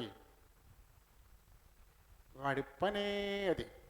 నిరంతరము అదే పనిలో ఉండిపోతాడు. కాబట్టి ఇప్పుడు ఆ పనిలో ఉన్న వాళ్ళందరిలోనూ ఆయన పూనేసి నోవహుని, ఇతను కొడుకుల్ని, కోడల్ని బ్రెయిన్ వాష్ చేసే పనులు మొదలెడతారన్నమాట. అయితే నిజంగా రక్షింపబడాలి, ఖచ్చితంగా మేము ఈ జలప్రళయం నుంచి రక్షింపబడతాం, అందుకే దేవుడు మమ్మల్ని ప్రేమించి ఈ పని మాకు అప్పచెప్పాడు. ఇది ఎంత కష్టమైనా, ఎంత శ్రమైనా, ఎంత భారమైనా, ఎంత అవమానకరంగా ఉన్నా వీటన్నిటికీ నిలిచి మేము వాడును తయారు చేసే తీరాలి, లేకపోతే మమ్మల్ని మేము కాపాడుకోలేము. దేవుడు ఇంతగా మమ్మల్ని ప్రేమించి విషయాన్ని మాకు తెలియపరిచినప్పుడు ఈ మాటల్ని మేము ఎలా పెడచెవిని పెడతాం? ఇది కావాలి. నిజంగా రక్షింపబడాలి అనే కోరిక కలిగినటువంటి వాళ్ళు తమను తాము రిక్తుని చేసుకోవాలా. అంటే తనకి ఈ లోకంలో ఉండేటువంటి సంబంధాలు, బంధాలు ఎన్నో ఉన్నాయి కదా, వీటన్నిటినీ నాకు ఇంక లేవు అనుకోవాలి. నోవాహుని రకరకాల పేర్లతో పిలుస్తున్నారు కదా. కొంతమంది బాబాయ్ అనొచ్చు, కొంతమంది పెదనాన్న అనొచ్చు, కొంతమంది మామయ్య అనొచ్చు, కొంతమంది అన్నయ్య అనొచ్చు, కొంతమంది తాతయ్య అనొచ్చు. ఏ బంధాలు ఉన్నాయి. ఎన్నున్నా సరే ఈ బంధాలు వారు వచ్చి ఎన్ని రకాలుగా ఆయనతో మాట్లాడినా ఆయన బంధాలకు వారి మాటలకు ఆయన ఏ మాత్రం కూడా ప్రాధాన్యత ఇవ్వకుండా దేవుడు ఏం చెప్పాడు? ఆ పని చేయడంలో తన మునకలైపోయి ఉన్నాడు. సాఫీగా సాగిపోతుంటే ఎవరైనా చేసేస్తారు. వెనకాల పీకుతా ఉన్నప్పుడు చేతమే గొప్ప విషయం కదా.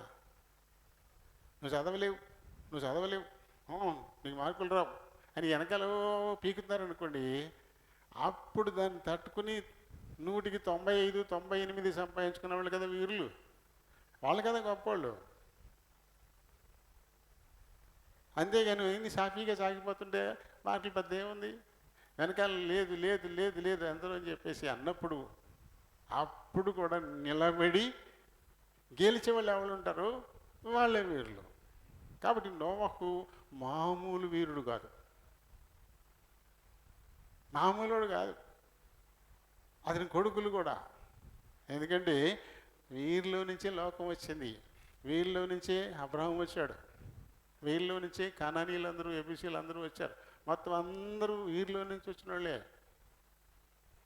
హామిలో నుంచి కొంతమంది వస్తే, షేములో నుంచి కొంతమంది వస్తే, యాపతిలో నుంచి కొంతమంది, మొత్తం భూమి మీద ఉన్న జనాంగాలన్నీ వీటికి మూల పురుషుడు ఎవరంటే నోవహే. నోవహే మూల పురుషుడు, ఆదాము కాదు. ఇప్పుడు ఆ స్టేజ్ అయిపోయింది. మూల పురుషుడు ఆదామైనా ఆదాము ద్వారా భూమి మీదకి వచ్చిన వాళ్ళందరూ నోవహు తప్ప మొత్తం అందరూ పోయారు. నోవహు అతని బిడ్డలు మట్టిగా మిగిలారు.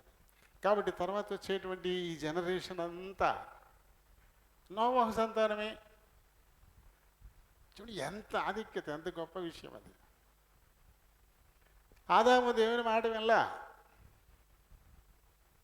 నేరుగా తన కాకపోయినా భార్య ద్వారా అయినా వెనకడ పోయాడు. కానీ అతని 10వ తరం వాడైనటువంటి నోవహు ఎంత కష్టమైన దేవుని మాట విన్నాడు, ఆ ప్రకారంగా చేశాడు. కాబట్టి మరింతగా ఆశీర్వదింపబడినటువంటి పరిస్థితి. ప్రత్యేకించి నోవహుకు మట్టుకి ఒక గుర్తునిచ్చాడు, ఆదాంకి ఇవ్వలా. ఆదాంకి ఆయన ఇచ్చాడు ఆ గుర్తు. ఏమివ్వలా, చర్మపు చొక్కాయలు కుట్టించి తరిమేశాడు బయటికి, ఏదైనా వనల్లో నుంచి బయటికి తరిమేశాడు. ప్రాణభయంతో పరుగు పరుగును వచ్చేసారు బయటికి. అదే ఆదాంకి ఇచ్చింది దేవుడు. కానీ నోవహుకి ఒక గొప్ప గుర్తు పెట్టేశాడు. మనకి మేఘాల్లో మనకి ఆ ధనుసు మనకి కనబడిందంటే అది గుర్తు రావాలి మనకి, నోవహుతో చేసిన నిబంధన ఇది. అందుకే నా భూమి మీద ఒకేసారి అందరినీ నేను చంపట్లేదు, ఎప్పుడు ఏదో భాగంలో నాశనం అవుతూనే ఉన్నారు. చూడండి, ఉక్రెయిన్లో ఎంతమంది చనిపోతున్నారు, రష్యాలో ఎంతమంది చనిపోతున్నారు, ఇరాన్లో ఎంతమంది చనిపోతున్నారు, లెబనాన్లో ఎంతమంది చనిపోతున్నారు, కొద్ది గొప్ప ఇజ్రాయెల్లో కూడా చనిపోతున్నారు. ఎందుకు చచ్చిపోతున్నారు వాళ్ళు? కడుపు నిండా తిని ఉండలేక. అంతే కదా. ఎవడి బుర్రలోనూ పుట్టినటువంటి ఒక పనికి మాలిన ఆలోచన వేలాది మంది చచ్చిపోవడానికి, లక్షలాదిగా నిరాశ్రయాలు అయిపోవడానికి, గాయపడడానికి, నేల కూడా గుడ్డుదైపోద్ది. ఈ కెమికల్స్ తగిలేసి నేల కూడా తన సారం ఈదు, నీళ్లు పాడైపోతాయి, గాలి పడైపోద్ది. ఒక్కడిలోంచి పుట్టుకొచ్చినటువంటి ఒక పనికి మాలినటువంటి బుద్ధి ఎంతమందికి నష్టం చేస్తుందో. గాలిలోనే ఉండదు కాబట్టి మన దగ్గరికి కూడా వచ్చింది. అది గాలిలో కలిసిపోద్ది, ఆ గాలిగా తిరుగుతూ ఉంటుంది, నడుస్తూ ఉంటుంది. మనకు కూడా ఉంటుంది ఎఫెక్ట్. అక్కడ వేసేటువంటి ఆ మిస్సైల్స్ వాటి ద్వారా పుట్టుకొచ్చేటువంటిదంతా దాని ఎఫెక్ట్ మన మీద కూడా ఉంటుంది. ప్రపంచానికి యుద్ధాలు గొడ్డలి పెట్టు. యుద్ధాల వల్ల చనిపోవాలి, వరదల వల్ల చనిపోవాలి, భూకంపాల వల్ల చనిపోవాలి, అగ్ని ప్రమాదాల వల్ల చనిపోవాలి. ఎక్కడెక్కడ పాపం ఘోరం బాగా పెరిగిపోతుందో అక్కడక్కడ కదా. ఎక్కడ అమెరికాలో సినిమా స్టార్లు ఉండే ప్రదేశం పేరేంటి? ఏమా మరి నువ్వే చెప్పావు కదా, లాస్ ఏంజల్స్. లాస్ ఏంజల్స్ అందరూ కోట్లకు పడగలెత్తిన వాళ్ళే. ఒక్కొక్కడి ఇల్లు కొన్ని ఎకరాల్లో ఉంటుంది. ఒక్కొక్కటి ఇల్లు కొన్ని ఎకరాల్లో ఉంటుంది. ఇంటి నిండా డైమండ్ జ్యువెలరీస్, ఎక్కడ చూసినా బంగారం, ఎక్కడ చూసినా విలువైనటువంటి సామాగ్రి. ఒక్కొక్కడికి చాలా కార్లు, అవి కోట్లల్లో ఉండేటువంటి కార్లు. డబ్బు డబ్బు డబ్బు. దేవుని భయం లేదు. పాపం పాపం విపరీతంగా పెరిగిపోయింది. దేవుని భయమే లేదు. ఏం చేశాడు? నెప్పెట్టేశాడు దేవుడు. వాళ్ళు అలా చూస్తూ ఉండగా మొత్తం వాళ్ళ తోటలు, వాళ్ళ ఇల్లు మొత్తం అన్నీ ఆపలేకపోయారు. ఇప్పుడు ఏమైనా ఇరికిరికా కష్టం అనుకుంటే ఎకరాల్లో ఉంటాయి వాళ్ళు ఇల్లు ఏకంగా. అంతంత విశాలంగా ఉండేటువంటి ప్రదేశాల్లో కూడా ఆ మంటలను స్వాధీనపరచలేకపోయారు. మొత్తం బుగ్గి బుగ్గి అయిపోయింది మొత్తం, అంతే. Los Angeles. అంటే పాపం ఎక్కడ ఎక్కువైపోతుందో అక్కడక్కడ జలప్రళయమా, భూకంపాల, అగ్ని ప్రమాదాల, ఏదో రకమైనటువంటి వైరసా ఏవో పుట్టించి ఆయన సమతుల్యత, అక్కడ ఉన్నటువంటి పాపాన్ని తుడిచేస్తూ ఉండేటువంటి వాడు. కాబట్టి నోవహు కాలంలో అప్పుడున్న లోకమంతా అంటే పెద్ద జనాభా ఎక్కువ ఉండరు. అప్పటికి పెద్ద ఎక్కువ జనం ఇంకేం అవ్వలే. చాలా తక్కువ జనాభా ఉంటుంది ప్రపంచంలో అప్పుడు. కానీ ఆ కొద్ది మందిని మొత్తం చంపేశాడు దేవుడు. ఇది చంపుతాడు. మనం ముందు కొద్ది చూద్దాం. అయితే ఇక్కడ మటుకు రెండు మాటలు మనం మరొకసారి జ్ఞాపకం చేసుకుని ముగిద్దాం, తర్వాత కంటిన్యూ చేసుకోవచ్చు. ఒకటి ఏంటి? నోవహు చెడు సమాజంలో ఉన్నా సరే తను దేవునితో నడిచాడు. తన చుట్టూ ఉన్నటువంటి ఈ చెడు సమాజాన్ని పట్టించుకోకుండా, వారితో ఏకీభవించకుండా తన నీతిని, తన యథార్థతను తను కాపాడుకున్నాడు. ఏముంది, చెడిపోయిన లోకంలో ఉన్నాం, మన వల్ల అవుతుందా, మనం ఉండగలమా, ఎలా కుదురుతుంది అని అనుకుంటూ ఉంటాం మనం. కుదురుద్ది. చెడు సమాజంలో ఉన్నటువంటి నోవహు నిలబడలా. ఎందుకు కుదరదు? దేవుడే నీతో మాట్లాడుతున్నాడు అని నమ్మిక నీలో బలంగా ఉన్నప్పుడు, దేవుని మాటకే మనం ప్రాధాన్యత ఇవ్వాలి ఖచ్చితంగా అని నువ్వు అనుకున్నప్పుడు, కొమ్మరి పురుగులాగా పెంటలో తిరిగిన ఆ పెంట అంటించుకోకుండా ఉండొచ్చు. చెడిపోయిన లోకంలో ఉన్న చెడు అంటించుకోకుండా మనం ఉండొచ్చు. అలా ఉండొచ్చు అని మనకి రుజువు చేసి చూపించాడు నోవహు. రెండవదిగా, దేవుడు చెప్పేటువంటి పని ఏదో చిన్న చితకా పని అంటే చేస్తాం, కానీ మరీ ఇంత కష్టమైన పనులు మనం ఎక్కడ చేస్తాం, మనం వల్ల అవుతుందా? అలా అనుకునే వాళ్ళకి ఈయన ఒక పాఠం చెప్తున్నాడు. అది కష్టమా, నష్టమా, ప్రయాస ఇవన్నీ పక్కన పెట్టాలి. ఎందుకంటే చెప్తున్నది దేవుడు కాబట్టి. ఆయన చెప్తున్నది మనం చేయాలంతే. మనసు పెట్టి చేయడం మొదలుపెట్టినప్పుడు ఆయనే మన మీద దృష్టి పెట్టి ఆలోచన ఇస్తాడు. ఆయనే అన్నీ వీలు కల్పిస్తాడు. అయితే వాళ్ళు ఏమైనా ఇంజనీర్లా ఎలా కట్టారు? అంత పెద్ద వాడని ఎలా కట్టాడు? 500 సంవత్సరాల ముసలాడు, ఆయనే ఇంజనీర్. ఎలా అంతంత చెట్లు కొట్టుకొచ్చారు? ఎలా వాటిల్ని చెక్కలుగా చేశారు? ఎలా వాటిని దూలాలుగా చేశారు? ఏ రకంగా చేయగలిగారు?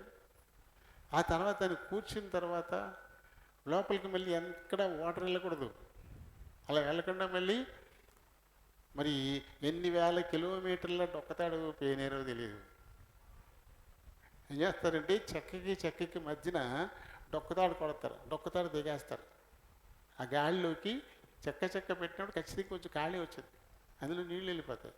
అందుకని ఏం చేస్తారంటే డొక్కతాడు కొడతారన్నమాట. డొక్కతాడు కొట్టి తర్వాత కీలు పోస్తారు. మరి అంత వాడికి డొక్కతాడు కొట్టాలని ఎంత పెయిన్ ఉంటారు ఈ ఆడవాళ్ళు. కొబ్బరి పీచుతోటి తాళ్ళు బేనాలి. ఎందుకంటే గోదావరి ఒడ్డున ఉన్నాం కదా, అక్కడ పడవలు చేసేవాళ్ళే. ఆ పాత పడవలు కూడా పైకి ఒడ్డుకు తీసేసి రిపేర్ చేసేవారు.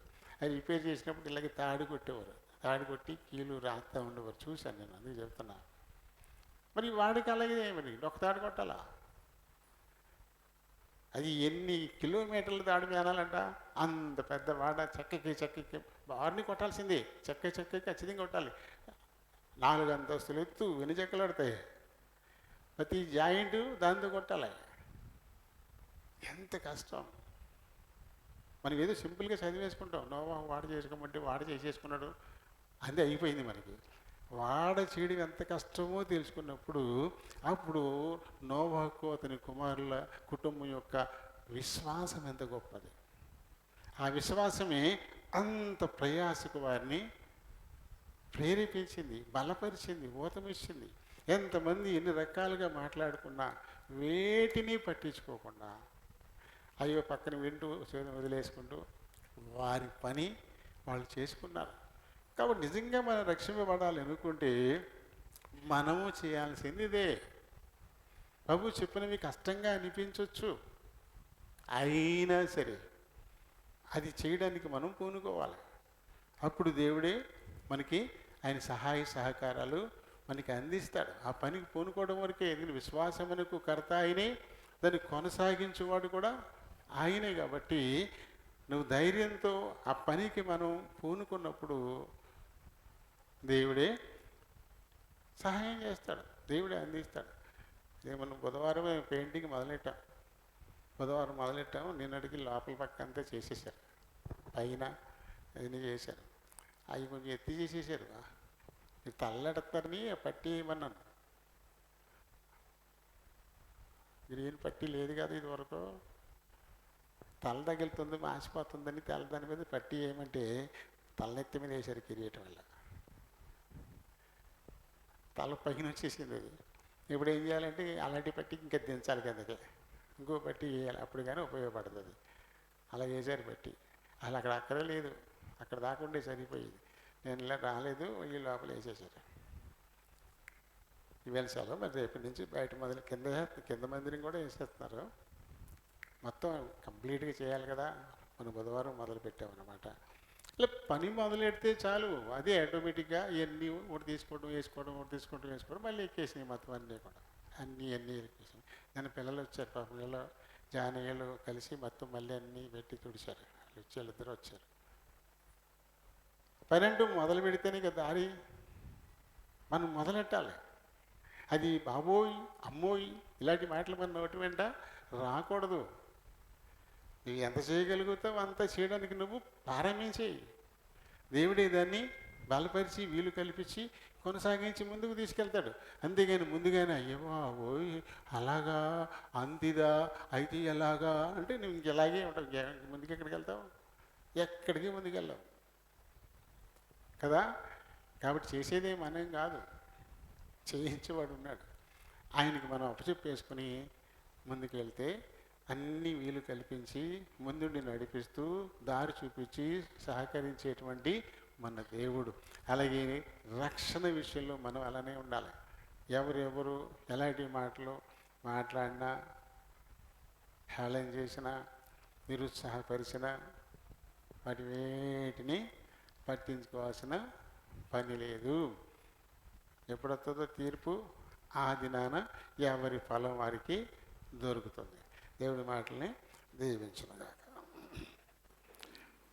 ప్రేమ కలిగిన మా ప్రియ పరలోకపు తండ్రి, కృప కలిగిన మా దేవ, వందనాలు స్తోత్రాలు నాయన. మీ కృప చెప్పిన ఇంతవరకు మా మధ్య నుండి మాకు నేర్పించిన ఆత్మీయ సత్యాలను బట్టి చూపిస్తా ఉన్నాను. మా ప్రియతుడైన నోవహుని అతని కుటుంబాన్ని మా ముందుకు మీరు తీసుకొచ్చారు.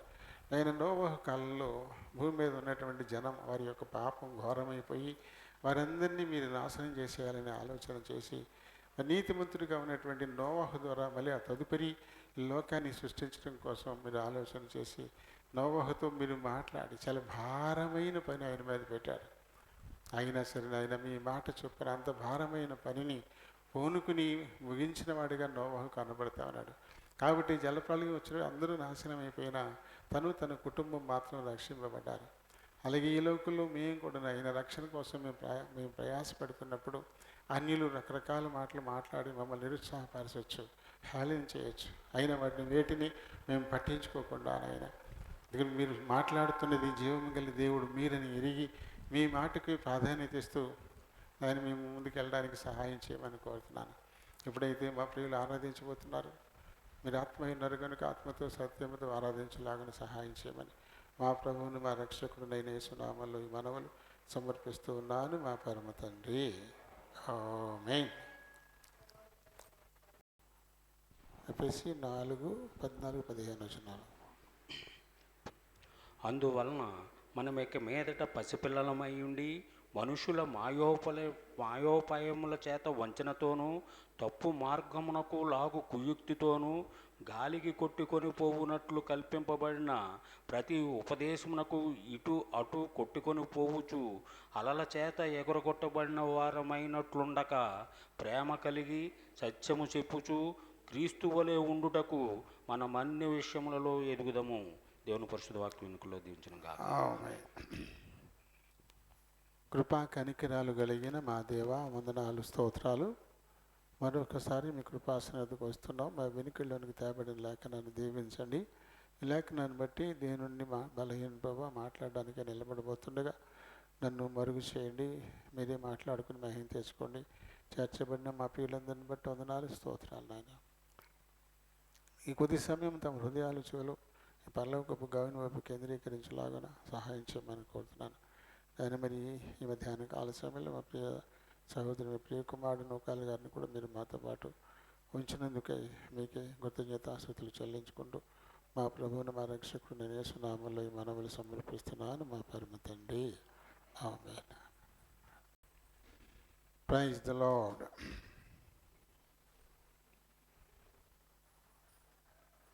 అతి శ్రేష్టమైనటువంటి సమయానికి ఇప్పుడు మనం వస్తున్నాము. ప్రభు దేహానికి సాదృశ్యమైన రొట్టె రక్తానికి సాదృశ్యమైన రసంలో మనం పాలు పొందడానికి సిద్ధపడుతూ ఉన్నాం. మరి ఈ సమయంలో మన పితరుడైనటువంటి పౌలు గారు ఎఫెసీ సంఘానికి మరి రాస్తూ వచ్చినటువంటి హెచ్చరికల్ని మనం ఒక్కసారి సరి చూసుకుందాం. ఈ వాక్కు మనకు కూడా వర్తిస్తుందా? అప్పుడున్న ఎఫెసీ సంఘంతో మనం కూడా సమానులుగానే ఉన్నామా చూసుకోవాల్సిన వారంగా ఉన్నాం. చూడక మనం ఇక మీదట పసిపిల్లలమై ఉండి మనుషుల మాయోపాయముల చేత వంచనతోనూ తప్పు మార్గమునకు లాగు కుయుక్తితోనూ గాలికి కొట్టుకొని పోవునట్లు కల్పింపబడిన ప్రతి ఉపదేశమునకు ఇటు అటు కొట్టుకొని పోవచ్చు అలల చేత ఎగురగొట్టబడిన వారైనట్టు ఉండక అన్నాడు. అంటే మనం ఇంకా పసిపిల్లలంగా ఉన్నామా? పసిపిల్లలే కదా. ఒక పిల్లాడిని పిలిచి అరే బాబు అక్కడ దొంద పట్టురా అన్నాం అనుకోండి, వాడు వెళ్తాడు అనుకోండి, మధ్యలో ఇంకొకరు ఆఫ్ చేసి అరే నాయన ఇది ఎలా అంటే అని అటు వెళ్ళిపోతాడు. ముందు మనం పని చెప్పాం కదా, ఆ పని మీదే వెళ్తున్నాం కదా అని ఉండదు. అడిగి మనం చెప్పాం వెళ్తుంటాడు, లోపల ఇంకోటి చెప్తే మళ్ళీ అటు తిరిగిపోతాడు. ఇది మర్చిపోతాడు. కావాలని చేయరాళ్ళు, వాళ్ళకి తెలియదు. పిల్లలు అంతే కదా. అలాగే పెద్దవాళ్ళు కూడా ఉంటారులేండి. మనకి ఉన్నాడు ఒక పెద్ద ఆయన, ఒక పెద్ద బాబు. నేను ఏదని చెప్పాను అనుకోండి, వెళ్ళాడు అనుకోండి, ఈ లోపల ఆంటీ గారు ఏం చెప్పారు అనుకోండి, ఇది మర్చిపోతాడు. ఆవిడ కూడా వెళ్ళిపోతాడు. వీడు వస్తాడు నేను చూస్తుంటాను. రాడు ఎరే బాబు అంటే ఆంటీ గారు పిలిచి అంటాడు. ఇలా ఉంటారు పిల్లలు. మనం అలా ఉండకూడదు అంటాడు. మనం ఇక మీదట పసిపిల్లల్లాగా ఉండకూడదు. ఎందుకంటే మన దారిని మనం పోతున్నప్పుడు అటు ఇటు లాగడానికి అనేక రకాలుగా ప్రయత్నాలు చేస్తూనే ఉంటారు. మన విశ్వాసంలో మనం ముందుకు సాగిపోకుండా అడ్డదారిని లాక్కిపోయే వాళ్ళు ఉంటారు ఖచ్చితంగా. నిదానంగా మన పనిని మనల్ని చేయనివ్వరు. అలాంటి వాళ్ళు ఎప్పుడు కూడా ఉంటారు. ఆ చెప్పే మాటలు ఒక్కొక్కసారి లాభాన్ని ఇచ్చేవిగా ఉండొచ్చు. మన పందాలు మనం వెళ్ళిపోతూ ఉంటే ఒకవేళ నష్టం రావచ్చు, వాళ్ళు చెప్పింది వింటే లాభం రావచ్చు, అలా ఉండొచ్చు. అలా ఉన్నా సరే దేవుడు ఏం చెప్పాడో మనం ఆ ప్రకారంగానే ముందుకు వెళ్ళాలి తప్ప ఇంక వేరే భిన్నమైనటువంటి వాటి వైపుకి వెళ్ళకూడదు. బైబిల్లో ఆజ్ఞల్లో ప్రభువుడు చెప్పాడు కదా, నరహత్య చేయకూడదు. అదొక ఆజ్ఞ, దేవుడు ఇచ్చినటువంటి ఆజ్ఞ. ఇది నరహత్య చేయకూడదు అని ఇచ్చారు. అమెరికాలో డేవిడ్ గ్రీన్ అనేటువంటి ఒక ఆయన ఉన్నాడు. డేవిడ్ గ్రీన్ అనేటువంటి ఒక ఆయన ఉన్నాడు. ఆయన వాక్యానుసారంగా నడుచుకునేటువంటి విశ్వాసి. అంటే విశ్వాసిని అని చెప్పుకునేవాడు కాదు, వాక్యానుసారంగా ఆయన నడుచుకునేటువంటి విశ్వాసం అన్నమాట. మంచి బిజినెస్ మ్యాన్.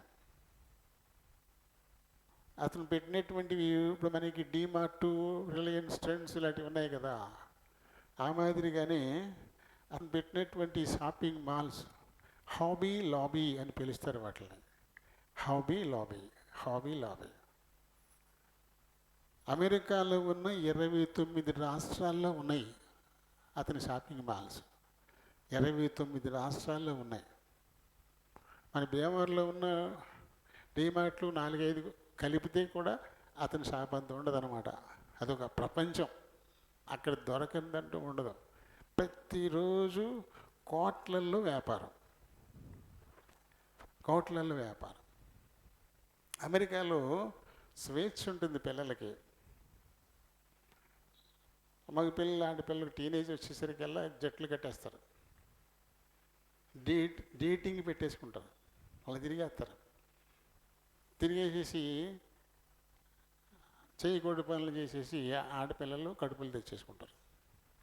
వాళ్ళకి ఇంకా పెళ్లి కాలే, మరి ఎలా? అప్పుడు అమెరికా ఏం చేసిందంటే ఒక రూల్ పాస్ చేసింది, ప్రతి మాల్స్లోనూ గర్భ నిరోధక మాత్రలు అమ్మాలి అని. ఆ బిళ్ళ వేసుకుంటే కడుపు జారిపోద్ది అనమాట, అబార్షన్ అయిపోద్ది. అలాంటి బిళ్ళలు ప్రతి మాల్లోనూ అమ్మాలని చెప్పేసి ప్రభుత్వం ఒక జీవో ఇచ్చేసింది. అసలు ఎలాంటి జీవో ఇవ్వాలి? పెళ్ళి కాకుండా పిచ్చి పిచ్చి పనులు చేయకూడదు అని కంట్రోల్ చేయాలి. అదే క్రిస్టియన్ కంట్రీ అంటాం. క్రిస్టియన్ కంట్రీ ఏముంది? క్రిస్టియన్ కంట్రీ అని చెప్పుకుంటే సరిపోద్దా? దేవుని వాక్యానుసారం నడుచుకోవాలి. కానీ ఆ కట్టడి చేయలేదు. మీ పిల్లల్ని మీరు జాగ్రత్తగా చూసుకోండి, ఇలా అడ్డదారి ఇలా వచ్చిందంటే మర్యాదగా ఉండదని చెప్పేసి రూల్స్ పాస్ చేయడం మానేసి వాళ్ళ ఇష్టానుసారంగా తిరుగుతారు, చెడిపోయి కడుపులు తెచ్చుకుంటారు. అయితే ఈ పాడు చేసే బిళ్ళలు మట్టుకు ప్రతి షాపులోనూ అమ్మేయాలి అని చెప్పేసి జీవో ఇచ్చేసిందని గవర్నమెంట్. ఈయనేమో ట్రూ క్రిస్టియన్. నేను అలాంటి అమ్మను, నా ప్రభు మాకు ఆజ్ఞ ఇచ్చాడు, నరహత్య చేయకూడదు అన్నాడు. కాబట్టి అబార్షన్ చేయడం అంటే కడుపులో బిడ్డని చంపేయడమే, నరహత్య చేయడమే. అటువంటివి నేను అమ్మను అని చెప్పేసి ఆయన భీష్మించి కూర్చున్నాడు. ఇంకంతేకాకుండా ఆయనతో కలిసి వచ్చే వాళ్ళతో కలిసి కొన్ని యాజిటేషన్లు కూడా తీసుకొచ్చాడు. ఇలాంటి జీవో మాకు ఇవ్వడానికి వెళ్ళలేదు, మా ఇష్టానికి ఏం అమ్మాలో ఏం అమ్మకూడదో అవే మేము చేస్తాం తప్ప మీరు మమ్మల్ని ఇలా బలవంతం చేయకూడదని చెప్పేసి ఆయనతో కలిసి వచ్చే కొంతమందితో కలిసి యాజిటేషన్లు కూడా చేశారు. ఏమీ ప్రభుత్వం పట్టించుకోలేదు. ఈ హాబీ లాబీ షాపింగ్ వాళ్ళకి నోటీసులు పంపించారు. ఈ మాత్రలు కనుక మీ షాపుల్లో అమ్మకపోతే మీ షాపులు సీజ్ చేసేస్తాం, మూసేస్తాం, ఆలోచించుకోండి అని మళ్ళీ నోటీసు పంపించారట. ఈయన ప్రతి జవాబు పంపించారట, మీరు మూసుకుంటారో చేస్తారో చేయండి, నేను మట్టుకు అవి అమ్మను, నా ప్రభు ఆజ్ఞకు విరుద్ధంగా నేను నడుచుకోను, నేను అమ్మను అని మొండికేశాడు. మొండికెత్తే మొత్తం 29 రాష్ట్రాల్లో ఉన్న హాబీ లాబీల్ని మోయించేశారు. ఒక్కొక్క దాంట్లోనే అందులో పనిచేసే వాళ్ళే ఉంటారు వేలల్లో. అందులో పనిచేసే వాళ్ళే వేలల్లో ఉంటారు. 29 రాష్ట్రాల్లో అన్నీ మోయించారంటే ఎంతమంది ఉపాధిని కోల్పోతారు? పైగా కోట్లల్లో బిజినెస్ మూసైతే ఎంత నష్టం వచ్చేది. అప్పుడు అందరూ ఆయన మేలు కోరేవాళ్ళు అన్నట్టుగా ఆయన మేలు కోరేవాళ్ళు స్నేహితులు ఇలాంటి వాళ్ళందరూ వచ్చి, ఎందుకండి ప్రభుత్వంతో గొడవ, మీరు ఏమైనా అబార్షన్ చేస్తున్నారా ఏమన్నానా, మామూలుగా అన్ని సరుకులు అమ్ముతున్నారు కాబట్టి ఆ సరుకులతో పాటు ఇది కూడా అమ్ముతున్నారు అంతే కదా, అందులో మీ తప్పే ఉంది, మీరేమైనా చేస్తున్నారండి, ఎందుకు ప్రభుత్వంతో గొడవ, అవి మూసేసారంటే కోట్లు కోట్లు నష్టం వచ్చేస్తుంది అని రకరకాలుగా చెప్పడం మొదలెట్టారు. వాళ్ళు వచ్చి ఇతనితో కలిసి వాళ్ళు యాజిటేషన్ దిగాలి, ఆ షాపులు తెరిచేదాకా మా షాపులు కూడా మూసేస్తాం, మొత్తం పెరిగేసి స్తంభింపజేసేస్తాం అని అనడం మానేసి, ఎందుకు ప్రభుత్వంతో గొడవ ఎందుకు అని చెప్పేసి ఇలా చెప్పడం మొదలెట్టారు. ఎందుకంటే అటు ఇటు లాగేస్తుంటారు అన్నమాట. ఏం చేస్తారంటే వీళ్ళు వంచనతో తప్పు మార్గానికి లాగేయడానికి కుయుక్తితో ఉంటారు, వస్తారు, చేస్తారు. అయితే నీ వాక్ ఏం చెప్తుంది, దేవుడు ఏం చెప్తున్నాడు నీకు, దాన్ని పట్టుకోవాలి, దాని ప్రకారం నడుచుకోవాలి తప్ప మనుషులు చేసేది కాదు. మనలో చాలామంది ప్రభు దేహంలో రక్తంలో పాలు పంపులు పొందుతూ కూడా ఇంకా లోకరీతిని అనుసరించే వాళ్ళు ఉన్నారు. అందులో పాలు పొందుతూ కూడా ముహూర్తాలు కొనేవాళ్ళు, పురోహితుల దగ్గరికి పోయేవాళ్ళు, సిద్ధాంతుల దగ్గరికి వెళ్ళేవాళ్ళు, ఇంకా ఇంకా ఇంకా చాలా చాలా దిష్టిని తీసేవాళ్ళు, తుప్పులు వచ్చేవాళ్ళు, అదే ఇది ఇదే, అదే ఇది ఇదే. అది సరి కాదు, అది ఎలా సరి అవుతుంది, అది అదే అదే ఇది ఇదే ఎందుకు అవుతుంది, ఏది అదే, నువ్వు నేను నువ్వు అవుతావా ఏంటి, నేనే నువ్వే, అది ఎప్పటికీ మారదు. ఈ రకంగా మాట్లాడుతుంటారు. దేవుడి దగ్గరికి వెళ్తున్నామని చెప్పేసి పైకి వాళ్ళు వెళ్ళట్లేదా, వీళ్ళు వెళ్ళట్లేదా, వాళ్ళు చేయట్లేదా, వీళ్ళు చేయట్లేదా, నీకేదో వచ్చిందా, ఇలాంటి మాటలన్నీ చెప్తారు. ఈ దేవుడి దీన్ని కూడా అలాగే బుర్ర తొలిచేశారండి వచ్చి, ఆయన శ్రేయోభిలాషులు స్నేహితులు అన్నట్టుగా వచ్చి, ఎందుకే ప్రభుత్వంతో నువ్వు పెట్టుకుంటావు, గెలవగలుగుతాం ఏమంటే మన ప్రభుత్వంతో పెట్టుకుని ఎంత నష్టం, కోట్లు కోట్లు నష్టం వచ్చేస్తుంది, ఎంతోమంది దీని మీద ఆధారపడ్డ వాళ్ళందరూ ఇబ్బంది పడుతున్నారు. ఇలా అతనే నువ్వు అమ్మేస్తావు అంతే, నువ్వేమీ అబార్షన్ చేయట్లేదు కదా, ఏదో సరుకు అమ్ముతున్నావు, సబ్బు అమ్మినట్టే అది కూడా అమ్ముతున్నావు అంతే కదా. ఈ రకంగా బుర్ర తినేసేవారండి వచ్చి, నో నేను అమ్మనుగా అమ్మను, నరహత్య చెయ్యొద్దని నా ప్రభు చెప్పాడు. ఆ మాత్రేసి ఒక బిడ్డని చంపేయడమే, నేను ఆ పని నేను చేయలేను, డబ్బు పోతే పోయింది, డబ్బు ఏంటి, ఈ డబ్బే తీసుకెళ్తుందా నన్ను దేవుని రాజ్యానికి, డబ్బు తీసుకెళ్తుందా. అలెగ్జాండర్ ది గ్రేట్ ఏం చేశాడు, అలెగ్జాండర్ ది గ్రేట్ గ్రీకు వీరుడు, ప్రపంచ విజేతగా పేరు పొందినడు, ఆయన ఏం చేశాడు, మన దేశానికి వచ్చాడు, ఇక్కడ యుద్ధాలు చేశాడు, అని తిరిగిపోయాడు, ఆ తర్వాత జబ్బు పాలైపోయాడు, ఓ కోట్లు కోట్లు సంపాదించేశాడు, వెండి బంగారం మాణిక్యాలు ఇంటి నిండా అయ్యే లోట్లేదు, అన్నీ సంపాదించేశాడు, హాస్పిటలైజ్ అయిపోయాడు. ఆయన్ని ట్రీట్ చేయడానికి ఒక 60 మంది డాక్టర్లు, అంతమంది అన్నమాట.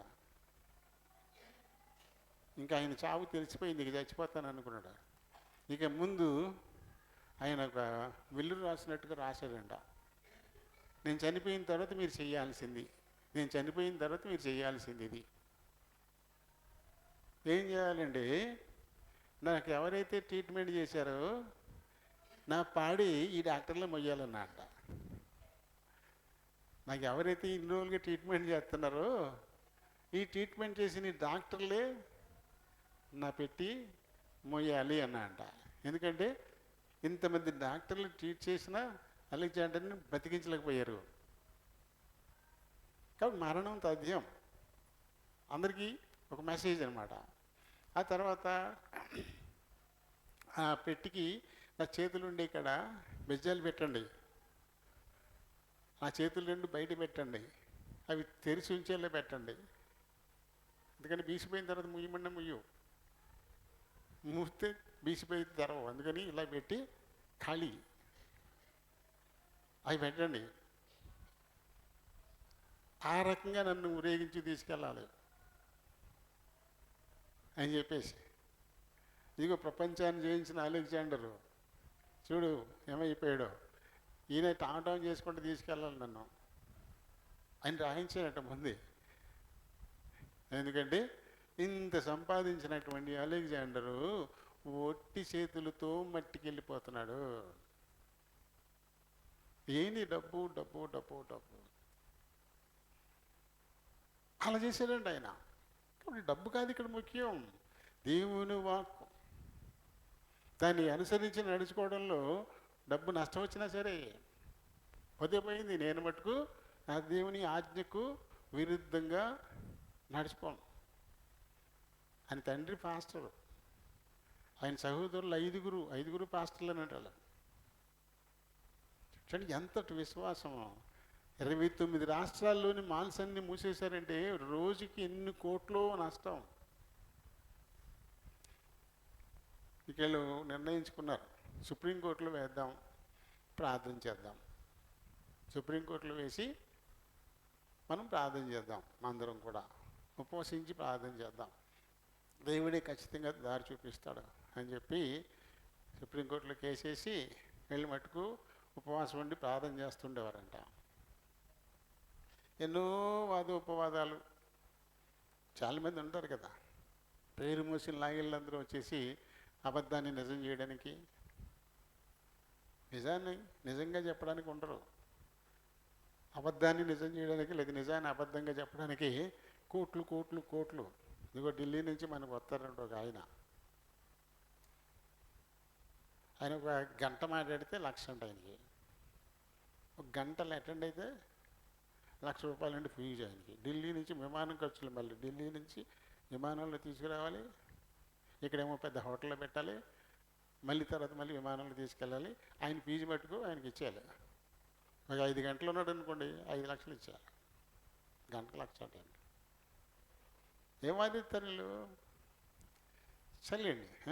మొత్తం మీద సుప్రీంకోర్టులో వేశారు, రకరకాలుగా వాదనలు జరిగిపోయినాయి, గట్టిగా వాదనలు జరిగిపోయినాయి. ఆఖరికి ఈ లాయర్ని, ఈ న్యాయస్థానాన్ని నమ్ముకోలేదు కదా. ఏ న్యాయస్థానం నమ్ముకున్నాడు ఆయన?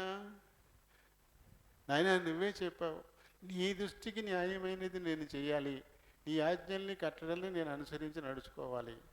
ఇదిగో నువ్వు చెప్పావు నరహత్య చేయొద్దన్నావని, దాని గురించి నేను నిలబడ్డందుకు 29 రాష్ట్రాల్లో ఉన్న మాల్స్ మూసేశారు, వేలాది మందికి పని లేకుండా అయిపోయింది, కోట్ల నష్టం.